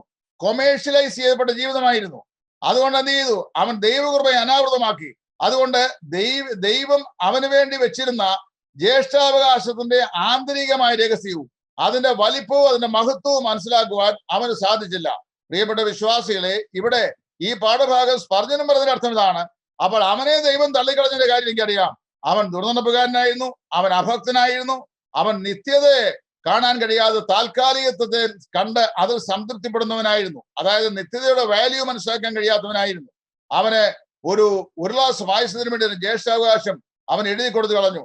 അവൻ പറഞ്ഞത് what profit do I have with this of my birthright എന്നാണ്. എന്നാൽ എനിക്ക് അതുകൊണ്ട് അവനെ ദൈവം നിരാകരിച്ചതിന്റെ കാരണം എനിക്കറിയാം. എന്നാൽ എനിക്ക് മനസ്സിലാക്കാൻ കഴിയാത്ത കാര്യം ദൈവം എന്തുകൊണ്ട് യാക്കോബിനെ സ്നേഹിച്ചു എന്നുള്ളതാണ്. ഉപായിയായി യാക്കോബിനെ ദൈവം എന്തുകൊണ്ട് സ്നേഹിച്ചു നമുക്കത് അറിയാൻ വയ്യ. അപ്പൊ നമ്മുടെ ക്രിസ്തീയ ജീവിതത്തിൽ നാം വളർച്ച പ്രാപിക്കുമ്പോൾ നാം അന്വേഷിക്കേണ്ട ഒരു ഘടകം എന്നാ ചോദിച്ചു കഴിഞ്ഞാൽ the reason why God had loved me. ദൈവം എന്നെ എന്തുകൊണ്ട് സ്നേഹിച്ചു. ഇവിടേക്ക് നമുക്ക് ഓരോരുത്തർക്കും നമ്മളോട് ചോദിക്കാം, ദൈവം എന്നെ സ്നേഹിക്കാൻ എന്നിൽ എന്ത് നന്മയാണ് ഉണ്ടായിരുന്നത്? എനിക്ക് എന്ത് യോഗ്യതയാണ് ഉണ്ടായിരുന്നത്? യാതൊരു യോഗ്യതയും എന്നിൽ ഉണ്ടായിരുന്നില്ല. ജന്മസ്വത്വമായി നമുക്കുണ്ടായിരുന്ന യോഗ്യത അഭക്തൻ, പാപി, ബലഹീനൻ, ദൈവത്തിന്റെ ശത്രു എന്നുള്ള ടൈറ്റിൽസ് ആയിരുന്നു. എന്നാൽ ദൈവം നമ്മെ എന്ത് ചെയ്തു? കാരണം കൂടാതെ സ്നേഹിച്ചു. കാരണം കൂടാതെ നമ്മെ സ്നേഹിച്ച ദൈവസ്നേഹത്തിന്റെ ആഴം, അതിനെ നിത്യമാം സ്നേഹം എന്നാണ് ഇരമ്യാ പറയുന്നത്. ആ നിത്യമാം സ്നേഹം കൊണ്ട് നമ്മെ സ്നേഹിച്ച ദൈവസ്നേഹത്തിന്റെ ആഴത്തെ ധ്യാനിക്കുന്നവരായിരിക്കണം നാം നാമോസ്വരാശിയും. അപ്പൊ നമ്മൾ എന്ത് ചെയ്യും? നിരന്തരമായി ദൈവത്തെ ആരാധിക്കുകയും ദൈവത്തെ മഹത്വപ്പെടുത്തുകയും ദൈവവചനം പഠിക്കുകയും കർത്താവിന്റെ സന്നിധിയിൽ നമ്മളെ മുൻപോട്ട് ഇങ്ങനെ നീങ്ങുകയും ചെയ്യുമ്പോൾ നമ്മുടെ ആത്മീയ വളർച്ച ഇങ്ങനെ പുരോഗമിച്ചുകൊണ്ടിരിക്കുകയാണ്. പുരോഗമിക്കുന്നതിന് സഹായമായിരിക്കുന്നത് അറിയാവോ? ദൈവസ്നേഹത്തിന്റെ ആഴത്തെ കുറിച്ച് നമ്മളിങ്ങനെ ചിന്തിച്ചുകൊണ്ടിരിക്കുക. കർത്താവ് എന്നെ സ്നേഹിച്ച സ്നേഹം, ആ സ്നേഹത്തിന്റെ മാഹാത്മ്യം നമ്മളെ ചിന്തിച്ച് മുമ്പോട്ട് നീങ്ങുമ്പോൾ നമ്മൾ ആ ദൈവസ്നേഹത്തിന്റെ ആഴങ്ങളിലേക്ക് ഇറങ്ങിച്ചെല്ലുകയും ദൈവത്തെ തന്നെ, അതായത് ദൈവസ്നേഹത്തെ തന്നെ നമ്മൾ എന്ത് ചെയ്യുക? അവകാശമാക്കുകയും ചെയ്യുക. അതിനെ മുറുകെ പിടിക്കുകയാണ്. വഴുതി പോകാതെ വണ്ണം ദൈവസ്നേഹത്തെ നാം മുറുകെ പിടിക്കുകയും ചെയ്യുക. അതായത് ഞാൻ ഇവിടെ ഇങ്ങനെ അതിനെ കുറിച്ച് വെച്ചിട്ടുണ്ട്, അതായത് മനസ്സിലാക്കി വെച്ചിട്ടുണ്ട്. ഒന്ന്, രക്ഷയിൽ വെളിപ്പെട്ട ദൈവസ്നേഹം, അത് കാൽവരിയിലെ ക്രൂശിൽ പ്രദർശിപ്പിക്കപ്പെട്ടതാണ്. ആ സ്നേഹത്തെ കുറിച്ചിട്ട് ദൈവദാസൻ പറഞ്ഞിരിക്കുന്നത് ഇങ്ങനെയാണ്: cross is not the cause of God's love but its climax. അതായത് ക്രൂശ് ദൈവസ്നേഹത്തിന്റെ കാരണമല്ല, അതിന്റെ അത്യുച്ചകോടിയാണ്, അതിന്റെ പരമകാഷ്ഠയാണ്. അതായത് God cannot demonstrate the love of God more than what he had demonstrated on the cross in his son. അതായത് ദൈവപുത്രനായ യേശു ക്രിസ്തുവിൽ ദൈവം ഗോൽഗോഥായിൽ പ്രദർശിപ്പിച്ച ദൈവസ്നേഹത്തിന്റെ അപ്പുറത്തേക്ക് ദൈവത്തിന്റെ സ്നേഹത്തെ പ്രദർശിപ്പിക്കാൻ ദൈവത്തിന് കഴിയില്ല. അതുകൊണ്ടാണ് it is not the cause of God's love but its climax എന്ന് പറയുന്നത്. ദൈവസ്നേഹത്തിന്റെ പരമകാഷ്ഠയാണ്, അത്യുച്ചകോടിയാണ് കാൽവരിയിലെ ക്രൂശിലെ ദൈവപുത്രനായ യേശു ക്രിസ്തുവിന്റെ മരണം എന്ന് പറയുന്നത്. 2, ഇത് കഴിഞ്ഞാൽ രക്ഷയിൽ വെളിപ്പെട്ട സ്നേഹം, അത് കാൽവരിയിലെ ക്രൂശ്. 2, കൃപയിൽ വെളിപ്പെട്ടുകൊണ്ടിരിക്കുന്ന ദൈവസ്നേഹം, അതാണ് ഇപ്പോഴത്തെ ഈ ദുഷ്ടലോകത്തിൽ നമ്മെ ശിക്ഷിച്ച് വളർത്തിക്കൊണ്ടിരിക്കുന്ന ദൈവസ്നേഹം എന്ന് പറയുന്നത്. നിരന്തരമായി നമ്മിൽ വെളിപ്പെടുത്തിക്കൊണ്ടിരിക്കുന്ന ദൈവ കൃപയുടെ സ്നേഹം. 3, നമ്മെ എന്ത് ചെയ്യുക? ശിക്ഷണത്തിൽ വെളിപ്പെട്ടുകൊണ്ടിരിക്കുന്ന സ്നേഹം, അതായത് ദൈവം നമ്മുടെ പിതാവായിരിക്കുകയും നാം ദൈവത്തിന്റെ മകനായിരിക്കുകയും ചെയ്യുമ്പോൾ നമ്മുടെ ദൈനംദിന ജീവിതത്തിൽ നമ്മുടെ ആത്മീക ശുദ്ധീകരണത്തിലൂടെ ക്രിസ്തീയ വളർച്ചയുടെ പാതയിലേക്ക് നമ്മെ കൈപിടിച്ചെടുത്തുന്ന ദൈവിക ശിക്ഷണത്തിന്റെ സ്നേഹം. ആ സ്നേഹത്തെ കുറിച്ചാണ് എബ്രായലേഖനം 12-ാം അധ്യായം പറയുമ്പോൾ, അപ്പൻ താൻ സ്നേഹിക്കുന്ന ഏത് മകനെയും ശിക്ഷിക്കുന്നു, എല്ലാവർക്കും ന്യായമായ ശിക്ഷ നിങ്ങൾ പ്രാപിക്കുന്നില്ല എങ്കിൽ നിങ്ങൾ മക്കളല്ല കൗലേടയന്മാരത്രേ എന്ന് പറഞ്ഞുകൊണ്ട് എബ്രായലേഖനം 12-ാം അധ്യായത്തിന്റെ 4 മുതലുള്ള വാക്യങ്ങൾ അപ്പോസ്തലനായ പൗലോസ് വിവരിക്കുന്നത്. 4-ാമതായി പറയുമ്പോൾ ക്രിസ്തു മണവാളനും സഭ മണവാട്ടിയും എന്നുള്ള നിലയിൽ ക്രിസ്തുവും നാമും തമ്മിലുള്ള പരസ്പര പൂരകമായിരിക്കുന്ന സ്നേഹം, ആ സ്നേഹത്തെ നമ്മൾ അറിയുക. അതായത് രക്ഷയിൽ വെളിപ്പെട്ട ദൈവസ്നേഹത്തെ മുറുകെ പിടിക്കുക, കൃപയിൽ നമ്മെ വളർത്തുന്ന ദൈവസ്നേഹത്തെ മുറുകെ പിടിക്കുക. 3, അതുപോലെ തന്നെ നമ്മളെ ദിനംതോറുമുള്ള വിശുദ്ധീകരണത്തിലൂടെ നയിക്കുന്ന ദൈവിക ശുദ്ധീകരണത്തിന്റെ ഡിസിപ്ലിനറി സ്നേഹം, അതായത് നമ്മെ ശിക്ഷിച്ചു വളർത്തുന്ന ദൈവസ്നേഹം, അതിനെ നമ്മൾ ആരാഞ്ഞറിയുക, മുറുകെ പിടിക്കുക. 4, ക്രിസ്തു മണവാളൻ എന്ന നിലയിലും ക്രിസ്തു മണവാട്ടി എന്ന നിലയിലും ഭാര്യ ഭർത്താക്കന്മാർക്ക് പരസ്പരമുള്ള നിർവ്യാജമായിരിക്കുന്ന സ്നേഹം, അന്യോന്യം അവർ അറിയുന്ന സ്നേഹം, ആ സ്നേഹം അതാണ് 2 കൊരിന്ത്യർ 11-ാം അധ്യായത്തിന്റെ 3-ാം വാക്യത്തിൽ ഞാൻ നിങ്ങളെ കുറിച്ച് ദൈവത്തിന്റെ എരിവോടെ എരിയുന്നു. ഞാൻ ക്രിസ്തു എന്ന ഏക പുരുഷനെ നിങ്ങളെ നിർമ്മലകന്യയായി ഏൽപ്പിപ്പാൻ വിവാഹം നിശ്ചയിച്ചിരിക്കുന്നു എന്ന് അപ്പോസ്തലനായ പൗലോസ് പറയുന്ന സ്നേഹം. ഞാൻ വളരെ വേഗത്തിൽ 4-ാമത്തെ ഭാഗത്തേക്ക് പ്രവേശിക്കുന്നു. അപ്പോൾ 3-ാമത്തെ ദൈവസ്നേഹത്തെ അപ്രിഹെൻഡ് ചെയ്യുക, അതായത് പ്രാപ്യമാക്കുക, അതായത് ക്രിസ്തീയ വളർച്ചയ്ക്ക് സഹായിക്കുന്ന 3-ാമത്തെ ഘടകമായി ഇവിടെ പറയപ്പെടുന്നു. 4, ദൈവത്തിന്റെ എല്ലാ നിറവിനോളം നിറഞ്ഞു വരിക. ഇതിന്റെ 3-ാം അധ്യായത്തിന്റെ 19-ാം വാക്യം, അങ്ങനെ എന്ത് ചെയ്യണം? പരിജ്ഞാനത്തെ കവിയുന്ന ക്രിസ്തുവിൻ സ്നേഹത്തെ അറിഞ്ഞിട്ട് പ്രാപ്തരാകി ദൈവത്തിന്റെ എല്ലാ നിറവിനോളം നിങ്ങൾ നിറഞ്ഞു വരികയും വേണം എന്നും ഞാൻ പ്രാർത്ഥിക്കുന്നു. ദൈവത്തിന്റെ നിറവിനോളം നിറഞ്ഞു വരിക എന്ന് പറഞ്ഞു കഴിഞ്ഞാൽ ദൈവത്തെ കൊണ്ടല്ലാതെ മറ്റാരെ കൊണ്ട് നിറയ്ക്കാൻ കഴിയാത്ത ഒരു ശൂന്യത അല്ലെങ്കിൽ ഒരു വിടവ് എല്ലാ മനുഷ്യന്റെയും ഹൃദയത്തിലുണ്ട്. രക്ഷിക്കപ്പെട്ട ദൈവമക്കളുടെയും ഹൃദയത്തിൽ ദൈവത്തെ കൊണ്ട് നിറയ്ക്കാൻ കഴിയുന്ന ഒരു ശൂന്യതയുമുണ്ട്. അത് നിരന്തരമായി നമ്മൾ ഫിൽ ചെയ്തുകൊണ്ടിരിക്കണമെന്നാണ് പറയുന്നത്. അതുകൊണ്ടാണ് 42-ാം സംഖ്യയിൽ പറയുമ്പോൾ മാൻ നീർത്തോളിലേക്ക് ചെല്ലുവാൻ കാക്ഷിക്കുന്ന പോലെ ദൈവമേ എന്റെ ആത്മാവ് നിന്നോട് ചേരുവാൻ കാക്ഷിക്കുന്നു എന്ന് ദാവീദ് പറയുന്നത്. അപ്പൊ ദൈവം നമ്മിൽ നിറഞ്ഞു വരിക, കർത്താവായ യേശു ക്രിസ്തു നമ്മിൽ നിറഞ്ഞു വരിക, ദൈവത്തിന്റെ നിറവ് നിരന്തരമായി നമ്മുടെ ആത്മീക പൂർണ്ണതയെ കാണിക്കുകയാണ്. അത് ആത്മീക പൂർണ്ണതയിലേക്ക് അല്ലെങ്കിൽ ക്രിസ്തീയ വളർച്ചയിലേക്ക് നമ്മെ നയിക്കുന്ന ഘടകമായി ഇവിടെ അപ്പോസ്തലൻ പ്രാർത്ഥനയിൽ പറയുക. ഈ നിറവെന്ന് പറയുന്നത് ദൃഷ്ടാന്തീകരിക്കുന്ന വേദഭാഗമുണ്ട്. അത് ചില ആളുകൾ പറയാറുണ്ടല്ലോ, പ്രത്യേകിച്ച് കരിസ്മാറ്റിക് രക്ഷിക്കപ്പെട്ട ദൈവമക്കളായ നമുക്ക് പല കാര്യങ്ങളും ഇല്ല. പ്രത്യേകിച്ച് ഈ കൃപാവരങ്ങളെ കുറിച്ചൊക്കെ പഠിക്കുമ്പോൾ ഏറ്റവും കൂടുതൽ ഞാൻ അവരുടെ ഏറ്റുമുട്ടിയിട്ടുണ്ട്. സോഷ്യൽ മീഡിയയിൽ എന്റെ പ്രസന്റേഷനും കണ്ടിട്ടുള്ള നിങ്ങൾക്കറിയാം. അവിടെ പ്രത്യേകിച്ച് ഈ പരിശുദ്ധാത്മാവിന്റെ നിറവ്, പരിശുദ്ധാത്മാവിന്റെ അഭിഷേകം, പരിശുദ്ധാത്മാവിന്റെ സ്നാനം എന്നൊക്കെ പറഞ്ഞ് സാധാരണ നിലയിലെ തെറ്റായി ധരിച്ച് പഠിപ്പിക്കുന്ന ചില ഉപദേശ സംഹിതകൾ കരിസ്മാറ്റിക് വേൾഡിലുണ്ട്. ഇത് 133-ാം സങ്കീർണം വായിക്കുമ്പോൾ അവിടെ സങ്കീർണക്കാരനായ ദാവീദ് പ്രാർത്ഥിക്കുന്ന ഒരു പ്രാർത്ഥനാ സങ്കീർണം നമ്മുടെ വായിക്കുന്നുണ്ട്. ഇതാ സഹോദരന്മാർ ഒത്തൊരുമിച്ച് വസിക്കുന്നത് എത്ര ശുഭവും എത്ര മനോഹരമാകുന്നു. വിശുദ്ധന്മാരുടെ ഐക്യത, അതാണ് വാസ്തവത്തിലെ ദൈവത്തിങ്കിലേക്കുള്ള നിറവ് എന്നുകൊണ്ട് അർത്ഥമാക്കുന്നത്. അവിടെ പറയുകയാണ്, ഇതാ സഹോദരന്മാരെ ഒത്തൊരുമിച്ച് വസിക്കുന്നത് എത്ര ശുഭവും എത്ര മനോഹരമാകുന്നു. അവിടെ 2 ഉപമാനങ്ങളും 2 അതിശയോക്തി പ്രയോഗങ്ങളും ദാവീദ് ഉപയോഗിച്ചിട്ടുണ്ട്. അത് അഹരോന്റെ തലയിൽ നിന്ന് അവന്റെ താടിയിലൂടെ വസ്ത്രത്തിന്റെ വെളുമ്പിലേക്ക് ഒഴുകുന്ന അവന്റെ തലയിലെ വിശേഷ തൈലം പോലെയും 2 സിയോൻ പർവ്വതത്തിൽ പെയ്യുന്ന ഹെർമോനിയ മഞ്ഞ് പോലെയും ആകുന്നു. 2 അതിശയോക്തി പ്രയോഗങ്ങൾ, എത്ര ശുഭം എത്ര മനോഹരം. 2 ഉപമാനങ്ങൾ, അതായത് ഒന്ന് അഹരോന്റെ തലയിൽ നിന്ന് അവന്റെ താടിയിലൂടെ വസ്ത്രത്തിന്റെ വെളുമ്പിലേക്ക് ഒഴുകുന്ന അവന്റെ തലയിലെ വിശേഷ തൈലം പോലെയും 2 സിയോൻ പർവ്വതത്തിന്മേൽ പെയ്യുന്ന ഹെർമോനിയ മഞ്ഞ് പോലെയും. വിവരിക്കാൻ സമയമില്ലാത്തതുകൊണ്ട് ഞാൻ ഓടിച്ച് അവസാനിപ്പിക്കാം. നമുക്കറിയാം, അഹരോന്റെ തലയിലാണ് അഭിഷേക തൈലം ഒഴിക്കാൻ ദൈവം മോശയോട് പറഞ്ഞത്. അഹരോന്റെ തലയിൽ അഭിഷേക തൈലം ഒഴിച്ചതായി പുറപ്പാട് പുസ്തകം 32-ാം അധ്യായത്തിന് 42-ാം വാക്യത്തിൽ പറഞ്ഞിട്ടുണ്ട്. തലയ്ക്കാണ് അഭിഷേകം കൊടുത്തത്. അഭിഷേകം കൊടുത്തത് പറഞ്ഞു, അത് അവരുടെ ദേഹത്തെങ്ങും പുരട്ടരുത്, അവ തലയ്ക്കാണ് അഭിഷേകമുള്ളത്. ലൂക്കോസിന്റെ സുവിശേഷം 4-ാം അധ്യായത്തിലാണ് അതിന്റെ പുതിയ നിയമ ആപ്ലിക്കേഷൻ കാണുന്നത്. അതായത് കർത്താവായ യേശുവിനെ ദൈവം പരിശുദ്ധാത്മാവിനാലും ശക്തിയാലും അഭിഷേകം ചെയ്തു എന്ന് നമ്മൾ വായിക്കുന്നു. തലയായ യേശു ക്രിസ്തുവിനാണ് ഈ അഭിഷേകം ലഭിച്ചിരിക്കുന്നത്. തലയായ യേശു ക്രിസ്തു ലഭിച്ച അഭിഷേകം അഹരോന്റെ തലയിൽ ലഭിച്ച അഭിഷേക തൈലം അവന്റെ താടിയിലൂടെ ഒഴുകി അവന്റെ വസ്ത്രത്തിന്റെ വിളമ്പിലൂടെ ശരീരം മുഴുവൻ സുഗന്ധപൂരിതമാക്കി തലയ്ക്ക് ലഭിച്ച അഭിഷേകത്തിന്റെ സമ്പൂർണത ശരീരത്തിനുള്ളതാക്കി തീർത്ത് ശരീരത്തെ പൂർണ്ണത ഉള്ളതാക്കി തീർക്കുന്ന പോലെ തലയായ യേശു ക്രിസ്തുവിനോട് വിശ്വാസത്താലും പിന്നെ ക്രിസ്തുവിനോടുള്ള ഐഡന്റിറ്റിയാലും ഏക ശരീരമായി തീർക്കപ്പെട്ട വിശുദ്ധന്മാർക്ക് തലയ്ക്കുള്ള എല്ലാ പൂർണ്ണതയും ഉണ്ടെന്ന് സ്ഥാപിക്കാനാണ് ദൃഷ്ടാന്തമായി സങ്കീർത്തനം ദാവീദ് എഴുതിയിരിക്കുന്നത്.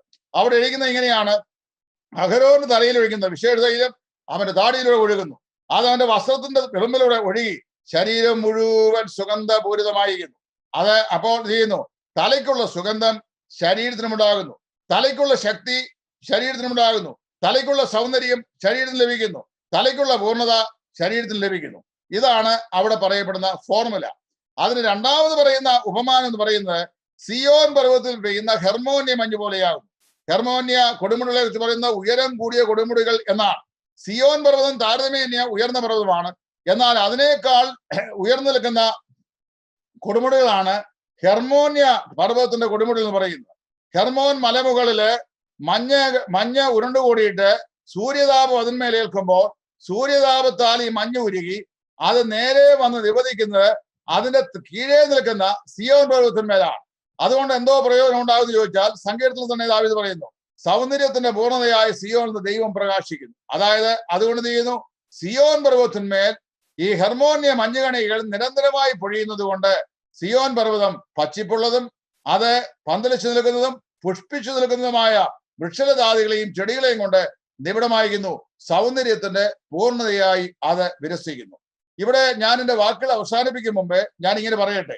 അതായത് കർത്താവായ യേശു ക്രിസ്തു എന്ന ശിരസായ യേശു ക്രിസ്തുവിനോട് സന്ധികളാലും ഞരമ്പുകളാലും മാംസത്താലും സംയോജിക്കപ്പെട്ട് ക്രിസ്തുവിന്റെ കർത്തൃത്വത്തിനും തലയായ ക്രിസ്തുവിന്റെ ശിരോസ്ഥാനത്തിനും വിധേയപ്പെട്ട് കർത്താവിനോട് ഉള്ള ഏകീഭാവത്തിൽ ക്രിസ്തുവിനെയും ക്രിസ്തുവിന്റെ ഉപദേശങ്ങളെയും മുറുകെ പിടിച്ച് ജീവിക്കുന്ന വിശ്വാസികൾക്ക് എന്ത് ചെയ്യുന്നു?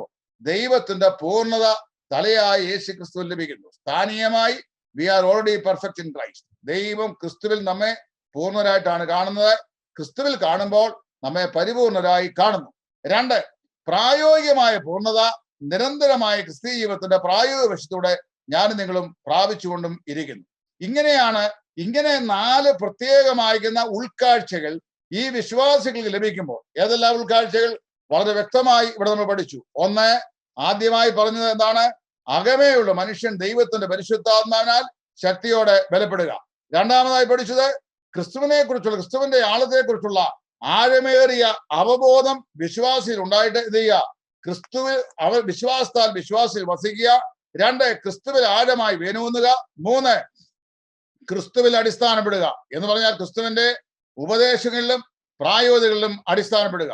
3ാമതായി ദൈവസ്നേഹത്തെ അപ്രിയന്റ് ചെയ്യുക, അതായത് അതിനെ പ്രാപ്യമാക്കുക. 4ാമതായി ദൈവത്തിന്റെ സകല നിറവിനോടും നിറഞ്ഞു വരിക.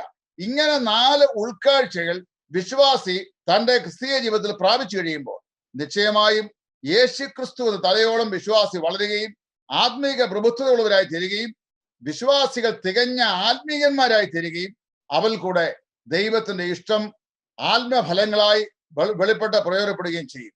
പരിശുദ്ധാത്മാവായ ദൈവം അകമേയുള്ള മനുഷ്യനിൽ തന്റെ ശക്തിയാൽ വ്യാപരിച്ചിട്ട് പ്രവർത്തിക്കുമ്പോഴാണ് അകമേയുള്ള മനുഷ്യന് ദൈവം കൊടുത്തിട്ടുള്ള കൃപാവരങ്ങളായ കഴിവുകൾ ദൈവത്തിന്റെ നാമത്തിന്റെ മഹത്വത്തിനായി ചന്തവും പ്രയോജനകരമായ നിലയിൽ പ്രയോജനപ്പെട്ടിട്ട് ദൈവസഭ ഫലഭൂയിഷ്ടമായി മനോഹരമായ നിലയിൽ അത് വിഹരിക്കും. എനിക്ക് സമയം കഴിഞ്ഞു പോയി, ഞാൻ അതുകൊണ്ട് നിർത്തുകയാണ്. ഉൽപ്പത്തി പുസ്തകം അതിന്റെ 2ാം അധ്യായത്തിൽ ഒരു നദിയും അതിന്റെ 4 ശാഖയും കുറിച്ച് ഏതും തോട്ടത്തിൽ പറഞ്ഞിട്ടുണ്ട്. ഒരു നദിയാണ്. ഒരു നദി പുറപ്പെട്ടു തോട്ടം നനയ്ക്കാൻ. അത് 4 ശാഖയായി പുറപ്പെട്ടു. 1ാമത്തിന് ഗീഹോൻ, 2ാമത്തിന് പീശോൻ, 3ാമത്തിന് ഗീഹന്ന, 4ാമത്തെ ഫ്രാത്ത് എന്ന് പറഞ്ഞ് 4 ശാഖകളാണ്. ഈ 4 ശാഖകളും ഒഴുകുന്നത് 4 പ്രത്യേക ദേശകൂടിയാണ്. നമ്മുടെ കർത്താവ് പ്രവൃത്തികളുടെ പുസ്തകം 1ാം അധ്യായത്തിന്റെ 8ാം മുതൽ പറയുമ്പോൾ ഉയരത്തിൽ നിങ്ങൾ പരിശുദ്ധാത്മാവ് നിങ്ങളുടെ മേൽ വരുമ്പോൾ നിങ്ങൾ ശക്തി ലഭിക്കും. ശക്തി ലഭിച്ചത് യെരുശലേമിലും യഹൂദയിലും ശമരിയയിലും ഭൂമിയുടെ അറ്റത്തോളം സാക്ഷികളാകും എന്ന് പറഞ്ഞതിന്റെ നിഴലാണ് ഈ ഉൽപ്പത്തി പുസ്തകം 2ാം അധ്യായത്തിൽ പറയപ്പെടുന്ന ഒരു നദി. അത് പരിശുദ്ധാത്മാവാം നദിയാണ്. പെന്തക്കോസ്ത് നാളിലാണ് അത് സ്വർഗത്തിൽ നിന്ന് പൊട്ടി ഇറങ്ങിയത്. അതിന്റെ 4 ശാഖയാണ് യെരുശലേമിലും യഹൂദയിലും ശമരിയയിലുമായി ഒഴുകി ഇന്ന് ഭൂമിയുടെ അറ്റത്തോളം ഒഴുകിക്കൊണ്ടിരിക്കുന്നത്. അതിൽ ആദ്യത്തെ 3 ശാഖയും ഒഴുകുന്ന ദേശം പ്രത്യേകമായി പറഞ്ഞിട്ടുണ്ട്. അവിടുത്തെ വിശേഷങ്ങളും പറഞ്ഞിട്ടുണ്ട്. 4ാമത്തെ നദിയെക്കുറിച്ച് പറയുന്നത് ഫ്രാത്ത് ആകുന്നു. അവിടെ ഫ്രാത്ത് എന്ന പേരിന്റെ അർത്ഥം ഫലവത്തായ താഴ്വര എന്നാണ്. അതായത് കർത്താവായ യേശു ക്രിസ്തുവിനെ കുറിച്ചുള്ള പരിജ്ഞാനത്തിൽ അവന്റെ ആളത്വത്തിന്റെ ദർശനം പ്രാപിച്ച് വളരുന്ന ദൈവാത്മശക്തിയിൽ വളരുന്ന ഒരു ക്രിസ്തീയ വിശ്വാസി ഫലകരമായ ഫലം പുറപ്പെടുവിച്ചുകൊണ്ട് അവന്റെ ക്രിസ്തീയ ജീവിതം ദൈവിക പൂർണ്ണതയെ പ്രാപിച്ച് ഭൂമിയിൽ ക്രിസ്തുവിനോളം വളർന്ന് നിലനിൽക്കും. അതാണ് ദൈവം എഫേസോസിലെ വിശ്വാസികളെ കുറിച്ചും തിരുമലയിലെ വിശ്വാസികളെ കുറിച്ചും ഇന്ന് രാത്രി എന്നെ എവിടെയെല്ലാം ആളുകൾ കേൾക്കുന്നു അവിടെയുള്ള എല്ലാ വിശ്വാസികളെ കുറിച്ചും എന്നെ കുറിച്ചും കർത്താവ് ഒരുപോലുള്ള സകല വിശുദ്ധന്മാരെ കുറിച്ചും ആഗ്രഹിക്കുന്നത്. വലിയവനായ ദൈവം വരും ദിവസങ്ങളിൽ ഇങ്ങനെയുള്ള ആത്മീക ഉൾക്കാഴ്ചകൾ നമ്മുടെ അകമേയുള്ള കണ്ണിനെ പ്രകാശിപ്പിച്ച് ക്രിസ്തുവിൽ വളർച്ച പ്രാപിച്ച് പൂർണ്ണതയുള്ളവരായി തികവുള്ളവരായി നിലകൊള്ളുവാൻ ഈ മരുഭൂമിയിൽ എന്നെയും നിങ്ങളെയും പ്രാപ്തരാകട്ടെ എന്ന് ആത്മാർത്ഥമായി പ്രാർത്ഥിച്ചും ഈ 4 ക്ലാസ്സിന് ഈ നിലയിൽ എന്നെ അനുവദിച്ച് അവസരം തന്ന തിരുമല ബ്രദർ അസംബ്ലിയുടെ ചുമതലപ്പെട്ട സഹോദരന്മാരുടെ നന്ദിയും പ്രകാശിപ്പിച്ചുകൊണ്ടും തൽക്കാലം നിർത്തുന്നു. നമസ്കാരം. ദൈവം എല്ലാവരെയും അനുഗ്രഹിക്കട്ടെ. കർത്താവിന്റെ ശുശ്രൂഷയിൽ സുവിശേഷകൻ ടൈറ്റസ് ഫ്രം ഇടയാറുമുള്ള. Thank U.